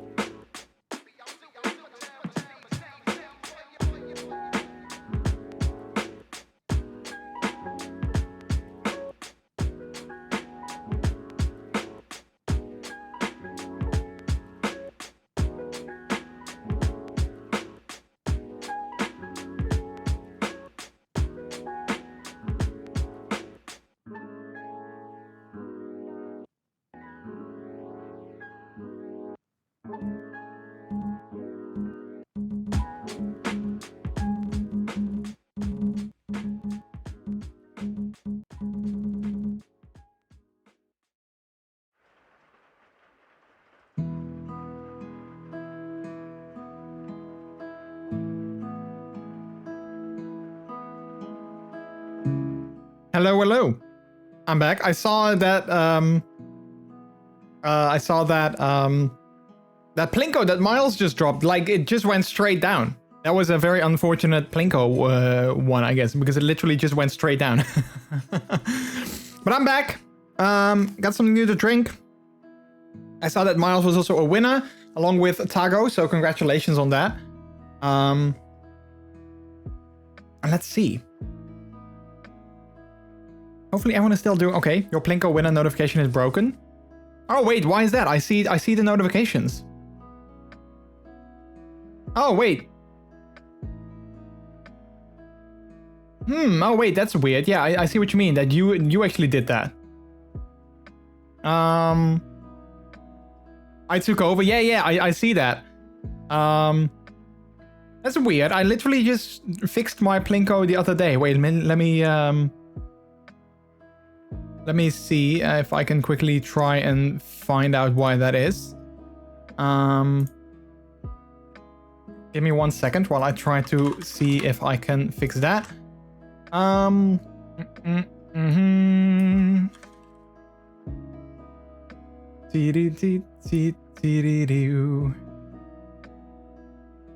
that's weird. I do want to try and fix that though, so give me 1 second. Because I hate that it's not working properly. It was also broken yesterday. Yeah, then I think I know why that might be, but I need to sort of verify first to see if that is indeed the reason why.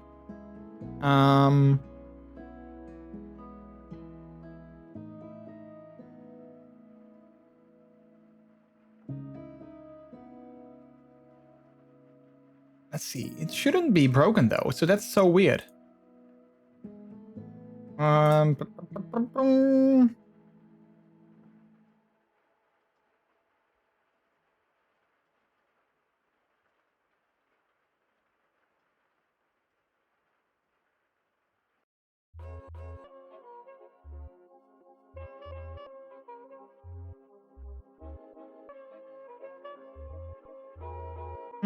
Yeah.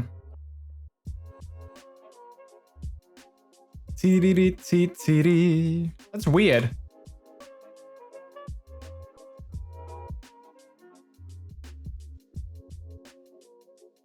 Alright, I have to look into that, why that is not working. But it should work. But for some reason it doesn't seem that it's actually working. So I need to look into that, why it doesn't do that. I think something changed in the way that it's actually running, but I don't know why that is. I'm gonna have to look into that. But it's good that I know that it didn't work. So thank you for letting me know. Alright, let's see. Let's go ahead and switch games over to some cities skylines. Because I want to have a look at why my city wasn't doing so well with, like, you know, deaths and everything. Because I definitely had some issues with that last time. I want to see if we can fix that, hopefully, properly. So let me boot that game.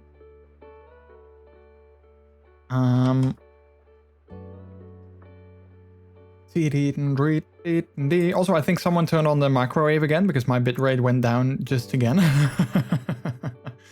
Let's see, where's City Skylines? Before I boot the wrong game. Oh wait, here it is. City Skylines. I love how I got an achievement on City Skylines last week that is called City in Motion, which is an interesting achievement name, as I believe Cities in Motion is also a different game, like just a separate game that is called Cities in Motion. So I think it's sort of interesting that they have an achievement called City in Motion, because Cities in Motion, I believe, is also a city builder. Can a mod in chat please change the game for me? If you will.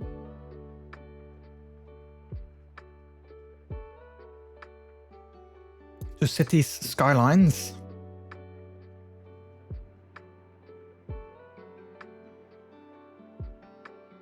Clank sabotaging the stream. Yeah.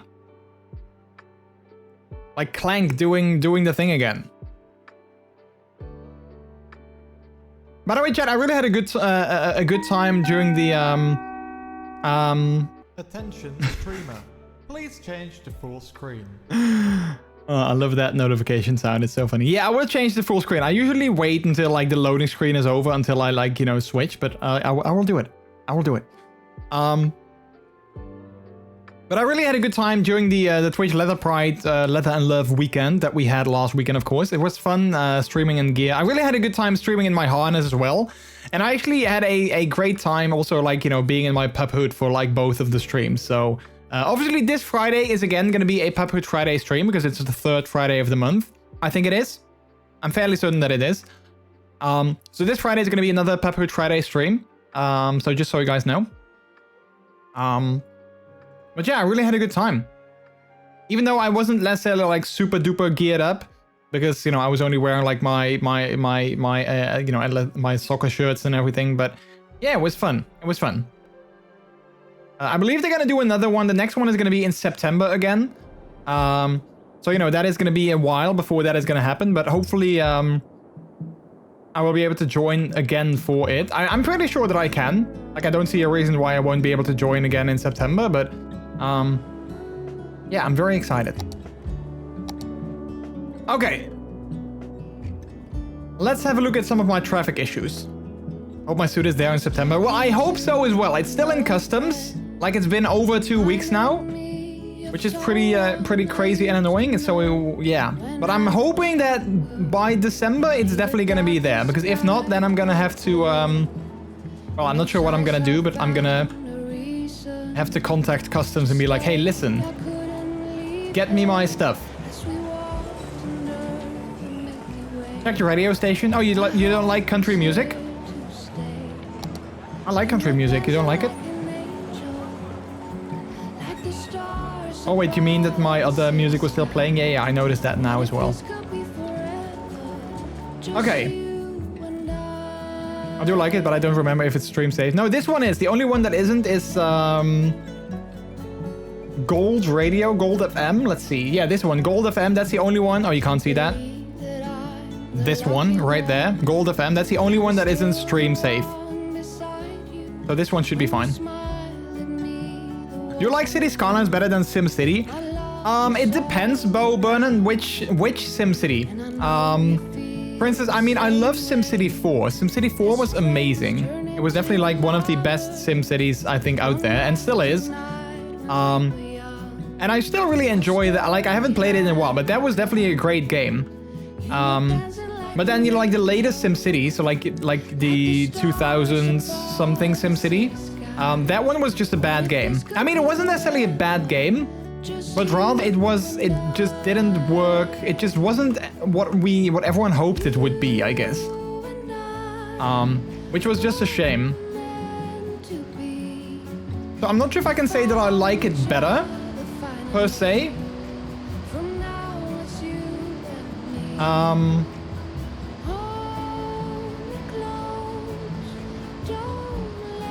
Let's see.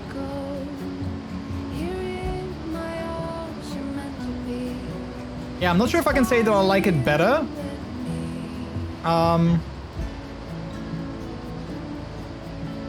It's definitely harder though. It's definitely harder, I feel, than SimCity. Like, it has a lot more simulation, if you will, like a lot more elements to the simulation. I had fun wearing my full gear this weekend and definitely going to get me some more items in the meantime. Nice. All right, let's see if this is going to do anything to alleviate some of the issues that we have here. 3000 is my favorite. The last one was mad. Yeah, the last one, I mean, the last one, the idea of the last one was definitely not bad. Hang on, let me lower the music a little bit. I don't think the idea of the last one was necessarily bad. I think the main issue that I had with it was that the city sizes were just not good enough. Like, the city sizes were just way too small. And that was the issue. Like, if the city sizes were bigger, I think that last one would also have been a pretty good game, because I kind of liked the idea of I kind of really liked the idea of like the different zones and everything that you had. So I didn't really hate that per se. And we have 3 of them here, so I really don't understand why deaths are piling up. We have 1 hospital here, 1 clinic here. I mean, I could build another hospital over here maybe, but like, I don't see the need to do that. So I really don't understand why everyone is dying. Considering 3004 are good. Yeah, those are definitely good. Also, my latex pride flag also hasn't arrived here. That sucks though. Everything is in customs. Like, customs are taking everything. All the fun stuff. I'm not sure if your flag is also in customs, by the way, but like, you know. From what I've heard, the last SimCity has some questionable design choices, shall we say. Yeah, like that last SimCity. Like, it was definitely a good game, but the city sizes were just too small, and that was basically what killed it, I think. Like, everyone said that as well. And I think that's literally what killed that game. Also, look at this. We managed to fix this entire... all the traffic jams, all the traffic issues with this section, we managed to fix. I was talking with some of my friends and they almost begged me to get a spiked collar. Ooh, for yourself? Nice. And also the multiplayer was a nice idea. Yeah, like definitely, like the multiplayer and like the regions that you had in that SimCity game were definitely like a good idea. Like the idea and the concept were definitely good. Execution though, execution was definitely lacking. That's all I can say. Like the idea was great, but execution, not so much.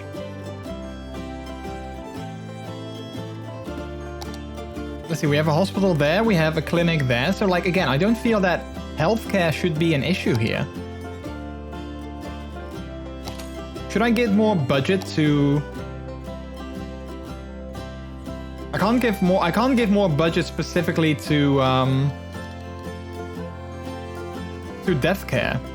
Otherwise I would do that, but I don't think I can do that.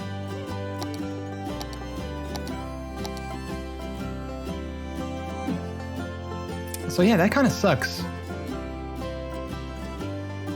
Check the water quality. Yeah, I think I did that last time, but I don't think there was any issue with water quality.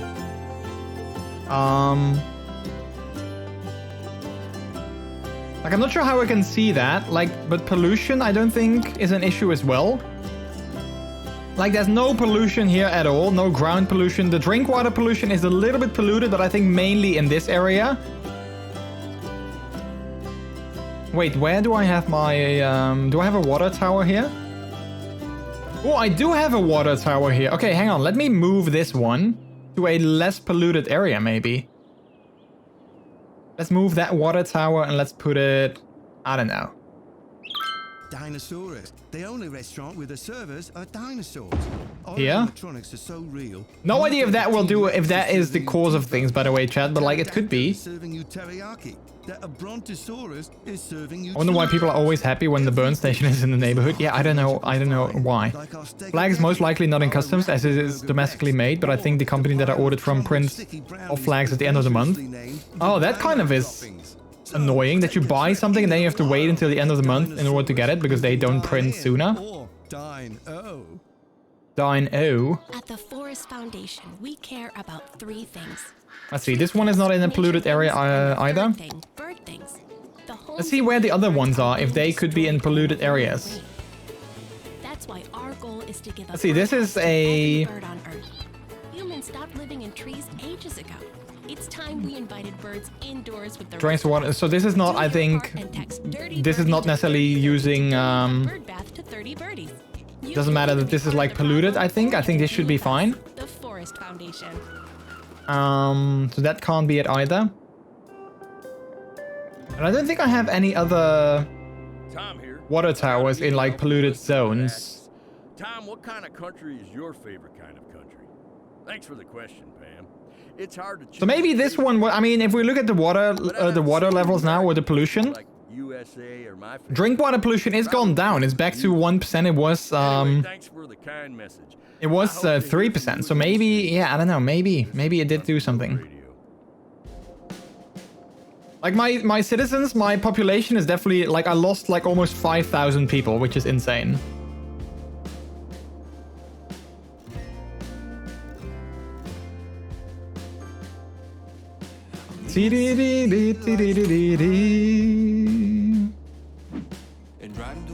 One way of fixing the death spike is by removing the housing zone and replacing them when the houses are gone. Yeah, but I'm afraid that if I do that, like they won't be built again because we don't have a request for a home. So like I did that over here. I wanted to upgrade this section of the city a little bit, so I removed those zonings and then those houses went away, but then they didn't come back instantly because there was no demand for it. I removed all my water towers and only used the water cleaning things. Wait, which ones? You mean water treatment plants? These ones?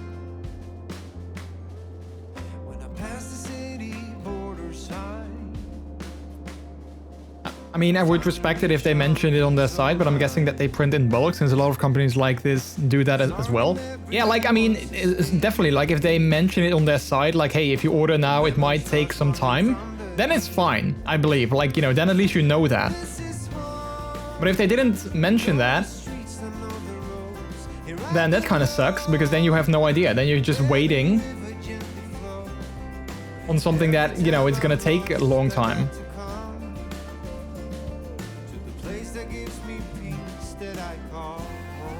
I don't think I need these of like, I don't need to drain things. Drain capacity, I don't think I need that.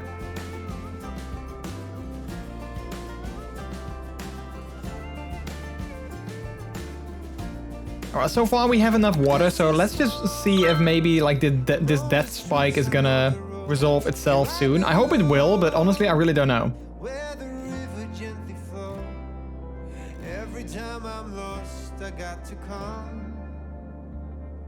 Oh yeah, we were also gonna look at some of the neighborhood names, or so, yeah, some of like the zones that we have, some of the neighborhood zones. So we have Brooklyn Hills, which is cool. So Fluffington's Liberal Arts College, but we also have here Hemlock Square, which is not really like a very sexy sexy name. The only hint I got was product will arrive 2 or 3 days after production. Oh yeah, after production.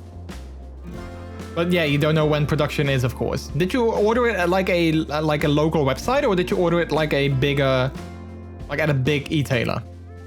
Because if so, if you did order it at like, you know, for instance, bol.com, I would just contact them and be like, hey, listen, why does it take so long? And maybe they know something about that. Our airport is definitely doing well, though. We do have a lot of passengers flying in and out of the airport, so that's cool. Oh, we still need to come up with a better name. Chirp Air.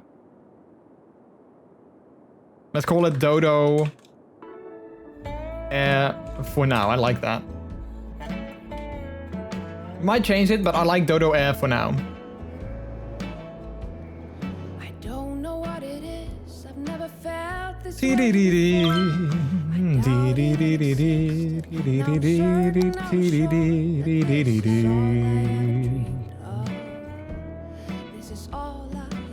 Can we maybe change this this thing a little bit as well?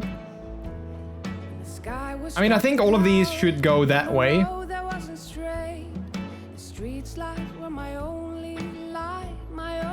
Actually, I don't think I need to do this. I think these are already... Like, these are already set up properly, I think.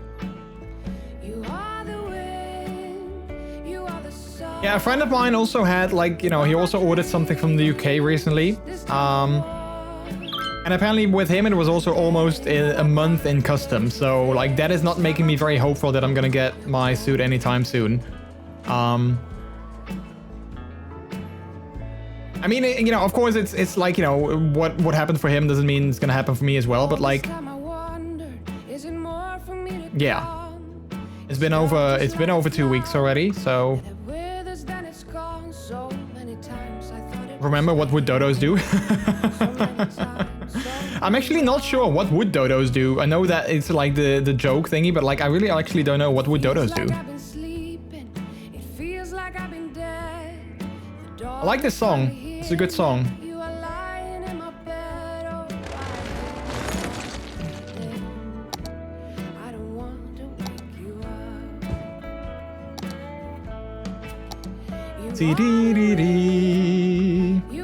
UK, oh honey, yeah. I know. I know.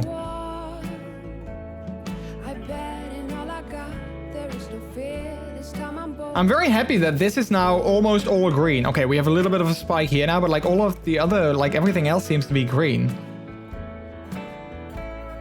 That person is waiting for transport. Yeah, I don't understand why though. Let me check my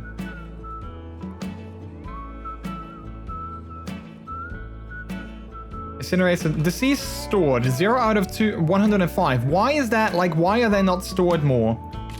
Should I increase my budget? 130%? Does that increase the amount of hearses as well? No, it's still 9. 9 out of 9. I don't understand. I don't get it.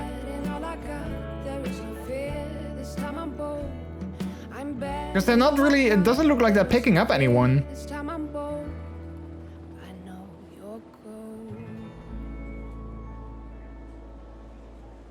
Don't know, actually it struck me as a smaller company, seeing as they also sold some dodgy flag designs. Ooh, dodgy flag designs, yeah? Like a Confederate flag or something like that.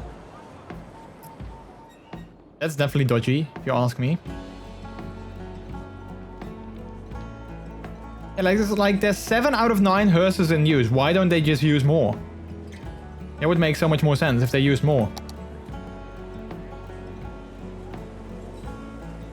Let's try turning the crematoriums and graveyards on and off. You think that would work? I've been driving on this road now so many times before. I know about every crack, about every turn. 1 second, chat. I knew that this was not my way to drive. I never slowed it down to find a sign. I've been thinking about the future. I've been thinking about the past. I've been running around in circles to find. I mean, I can try that, turning it on and off. Building is turned off, and now everyone is unhappy. Building is turned back on. Now everyone is happy again. I just don't understand. They don't store anyone, so I don't get that. Like, why don't they store anyone? Where's the other one here? I mean, I increased the budget already, but that doesn't seem to be doing anything. I see the sky start shifting. I see the dawn is here. Hey, a power of approval for Billy. Nice. Warmer days are near. Phillips agrees. He says it's too good to be on a game. Wait, what do you mean, Giz? What is too good to be on a game? I'm on the highway to life. I'm shifting gears. Like this soundtrack? I've been thinking about the future. What would dodos do? Get easily slaughtered by Dutch settlers? I've been running around in circles to find my path. All the sorrows that I turn this one off and back on again. sorrows that I am. Like, I'm just sort of losing people. That's like the thing. Like, I'm losing my population. I'll be the Soundtrack? Yeah, he's feeling it. Yeah, it's a great soundtrack. Like, even though this was like not in the main game, like this was a this was like an additional DLC soundtrack. I'll be the better man. I'll be the better man. But you know, it's definitely good. I'm sorry, I had to quickly check my phone. Oh wait, now they're storing to deceased. Future, I've been thinking about But only 2 out of 105, which is definitely not a lot. in circles. Deceased processed last week 7. All the sorrows that I carry, all the sorrows Like, I don't think there's another building that would be better for this, right? for the change. Community pool. Yeah, I mean, I can add like a, let's add a gymnasium in this neighborhood as well, because it looks like a neighborhood that has a gymnasium, but... You know, it's not gonna do anything about like the health or anything, or it doesn't, you know, do anything else. Oh wait, elder care? You think that might do something? An elder care facility? Let's see if I can put that anywhere here.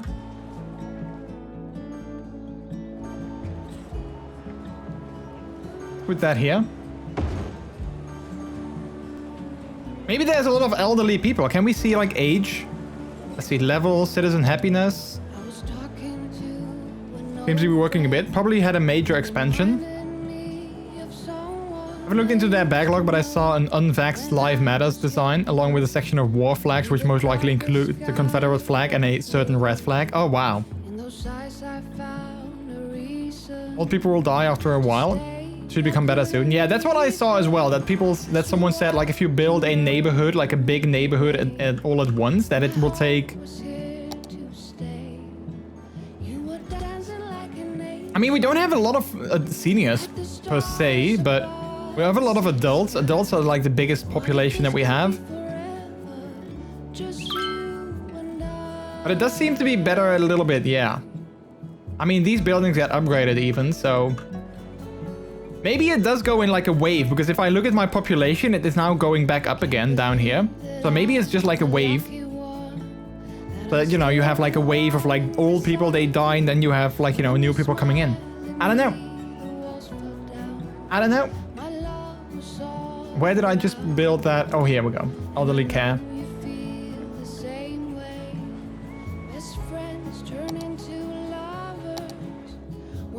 We'll see, we'll just have to wait. Let's just increase the speed a little bit because, you know, we don't have anything to build right now either. Which is not necessarily a bad thing. Yeah, so it seems to be better here now as well, so... Let's keep an eye on it. Let's keep an eye on things. Don't have a poisoned water source somewhere? I've done that before. No, I just checked, and we had one that was a little bit in like a sketchy area. This one before, right here. But I moved it already outside of like the poisoned, well, potentially poisoned area. So yeah, it should be fine. I'm heading to bed. Thanks for the lovely stream. Miles, thank you so much for being here. You are a heckin' sweetheart. I hope you know that. And I adore you so much. Thank you for being here. Have a good night's sleep. Hopefully you sleep well and you dream of, well, maybe of chicken after that crazy game that we just played. And have a good one. We'll see you next time.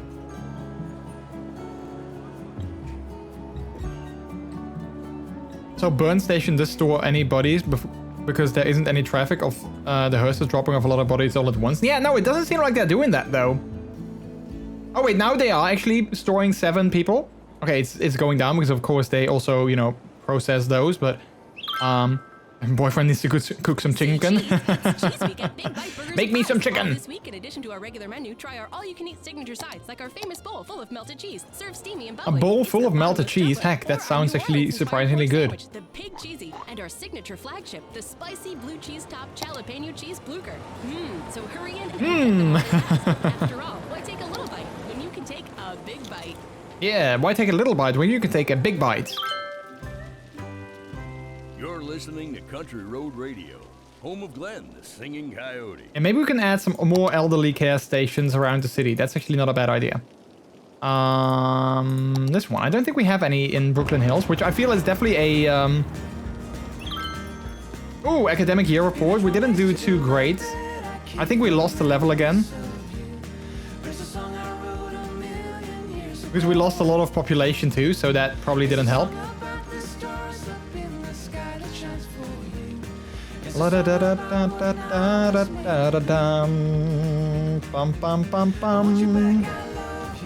see, where can we build this? I think we should build it like somewhere here in the middle. Don't have a lot of space for it though, but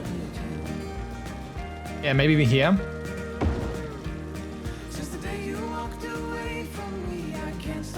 Then let's see if we can build another one over here as well.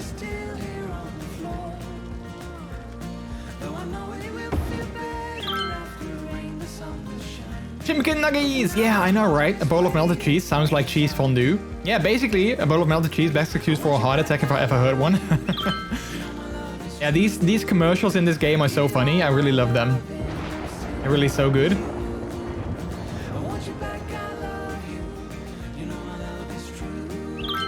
Let's see. Where can we build another elderly care station?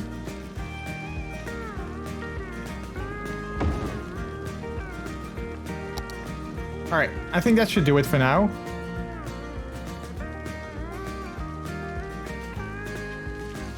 I love the design of this bridge. It looks so cool. Rain is falling, the clouds are gray.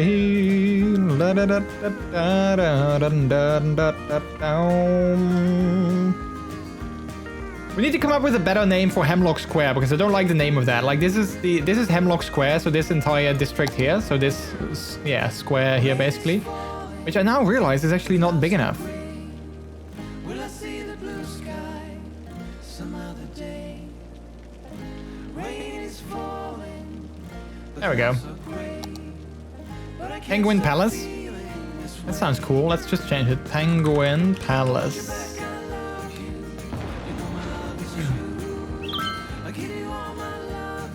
Still in love with you.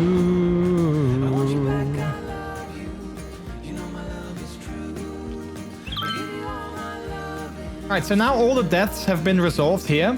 And people are happy. I don't know what happened, but people are happy. Same here, all the deaths have been resolved, so... We're actually getting close on another milestone. Ooh, are we gonna make it? Are we gonna finally make it this stream? That would be nice. We might drop below it again, but at least if we make it, that would be cool. It might happen, chat. It might happen.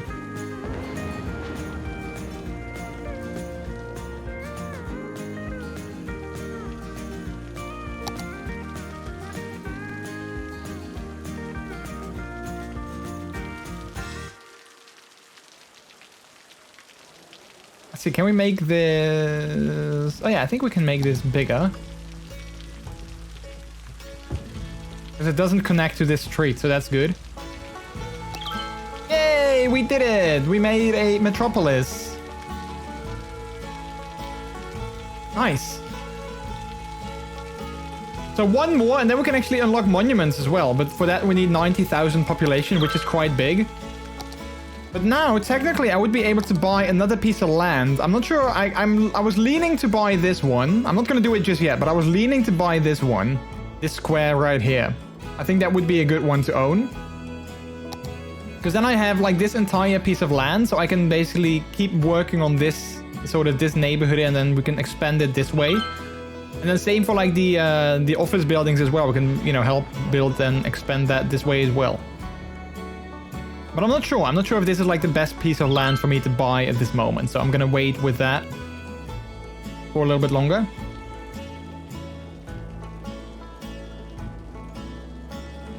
Ooh, Avenue. Husky Meadows.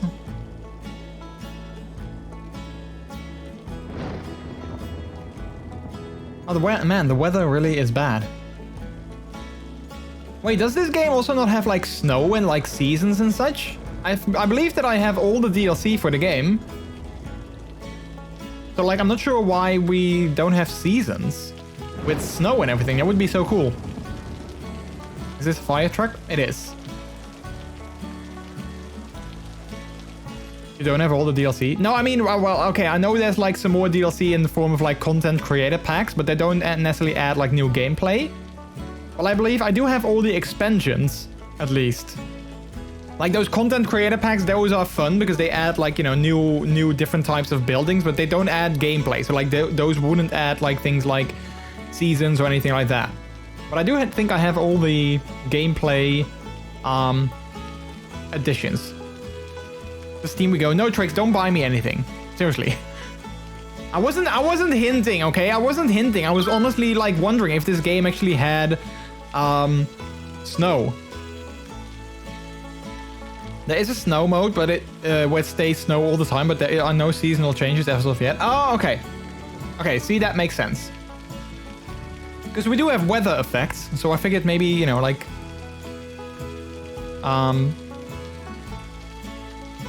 maybe, like, you know, seasonal changes would also be a thing, but apparently not. That makes sense. Alright, let's see here. So we haven't upgraded all of these to high density zones. which I do intend to do. And we do have a little bit of demand for housing, so let's not overdo it though, because I don't want to, you know, lose too many people. But let's see if this will do something. Should have snow. Yeah, like Gizmo just said, apparently there is snow.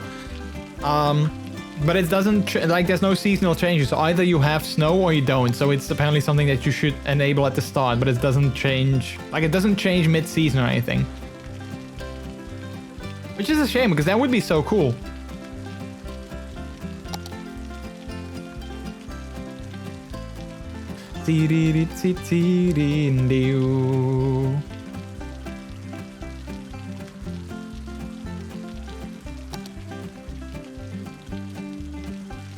Alright, so these buildings are being made, so that's good. Yeah, let's wait with anything new for a little bit before, you know, things go bad. The one thing that I hate about it being dark and about the weather is that sometimes it's so hard to see things. Like, sometimes it's so hard to actually see stuff and where everything is and such. I love this roundabout so much. It looks so cool. With, like, the stone in the middle. Looks really cool.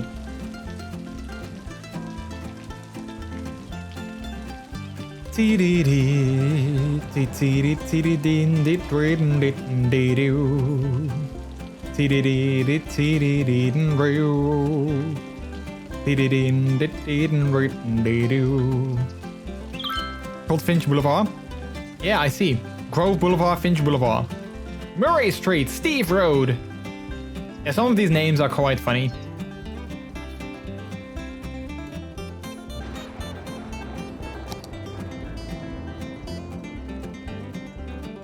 Oh, emptying finished?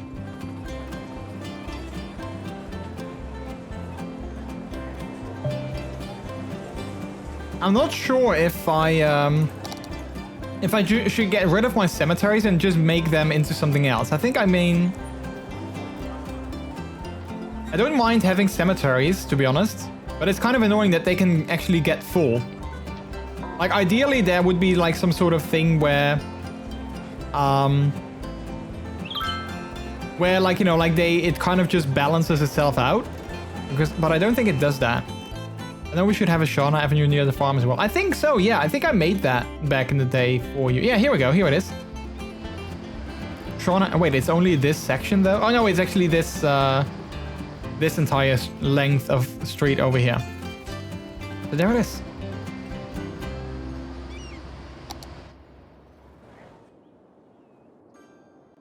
All right, we have more demand for houses, so let's upgrade some more areas here.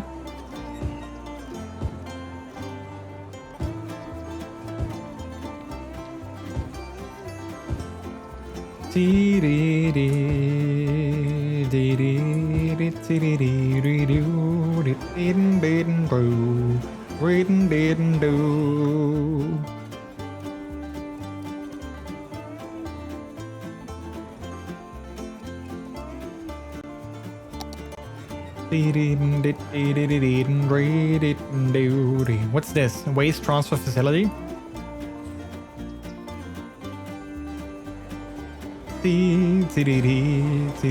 Burn after 5 here. Yeah, like something like that. That would be nice. Like if people have been stored at a cemetery for like a certain amount of time, that they would just, you know, automatically transfer the bodies to like nearby crematoriums. That would be like such a nice feature, but I don't think that's an option. I don't think you can do that. Mobile command center. Oh no, intelligence agency. Wait, do we have an intelligence agency in our city? Oh yeah, we do. Oh, that's kind of cool. I like that.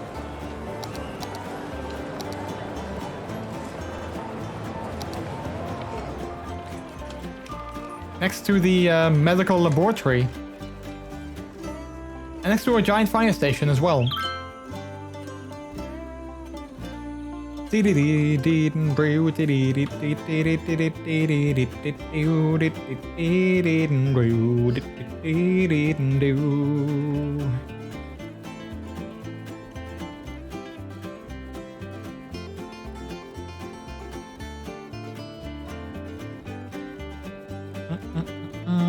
What is this? Primrose Square? Like, there's nothing here.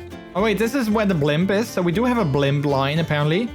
I mean, I think I knew that. We have a blimp line, I think, from here to somewhere here, I believe.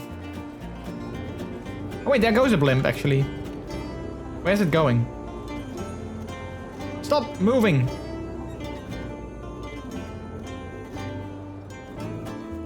Oh, yeah, it's, the blimp thing is here. Yeah, blimp stop. There we go.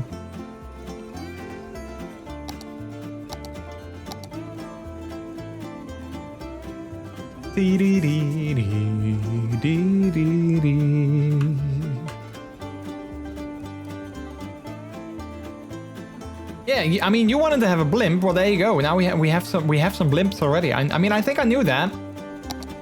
I just wasn't sure where they were.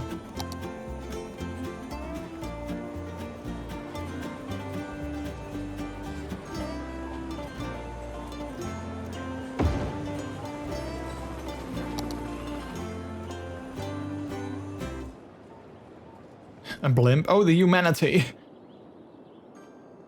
What's wrong with blimps? As long as you don't set them on fire. Or make sure they don't go on fire. It is lonely in my ghost town now. Everything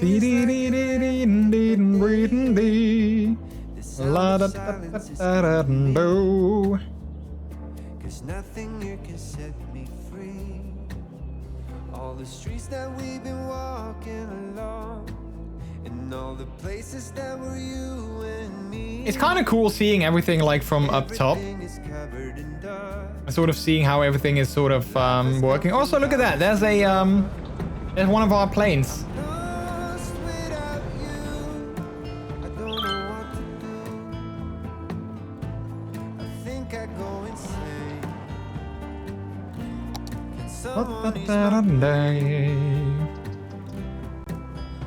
This is a furry stream. Oh, whoa, inflate me big and round. Wow. Oh, whoa, inflate me big and round.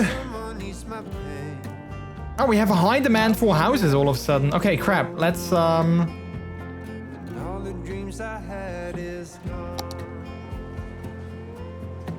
okay, wait, let's see if we can build like maybe a new neighborhood as well, or let's actually increase the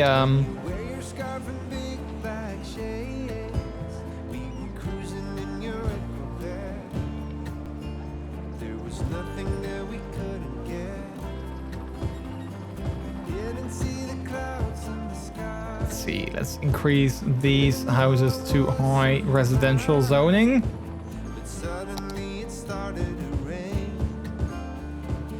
See, this goes a lot faster.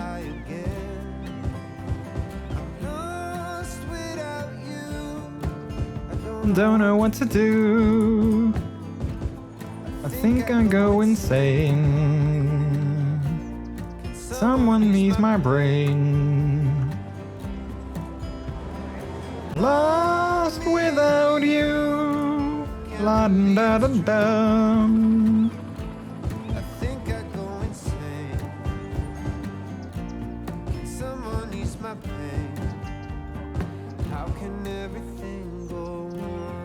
All right, let's do these as well.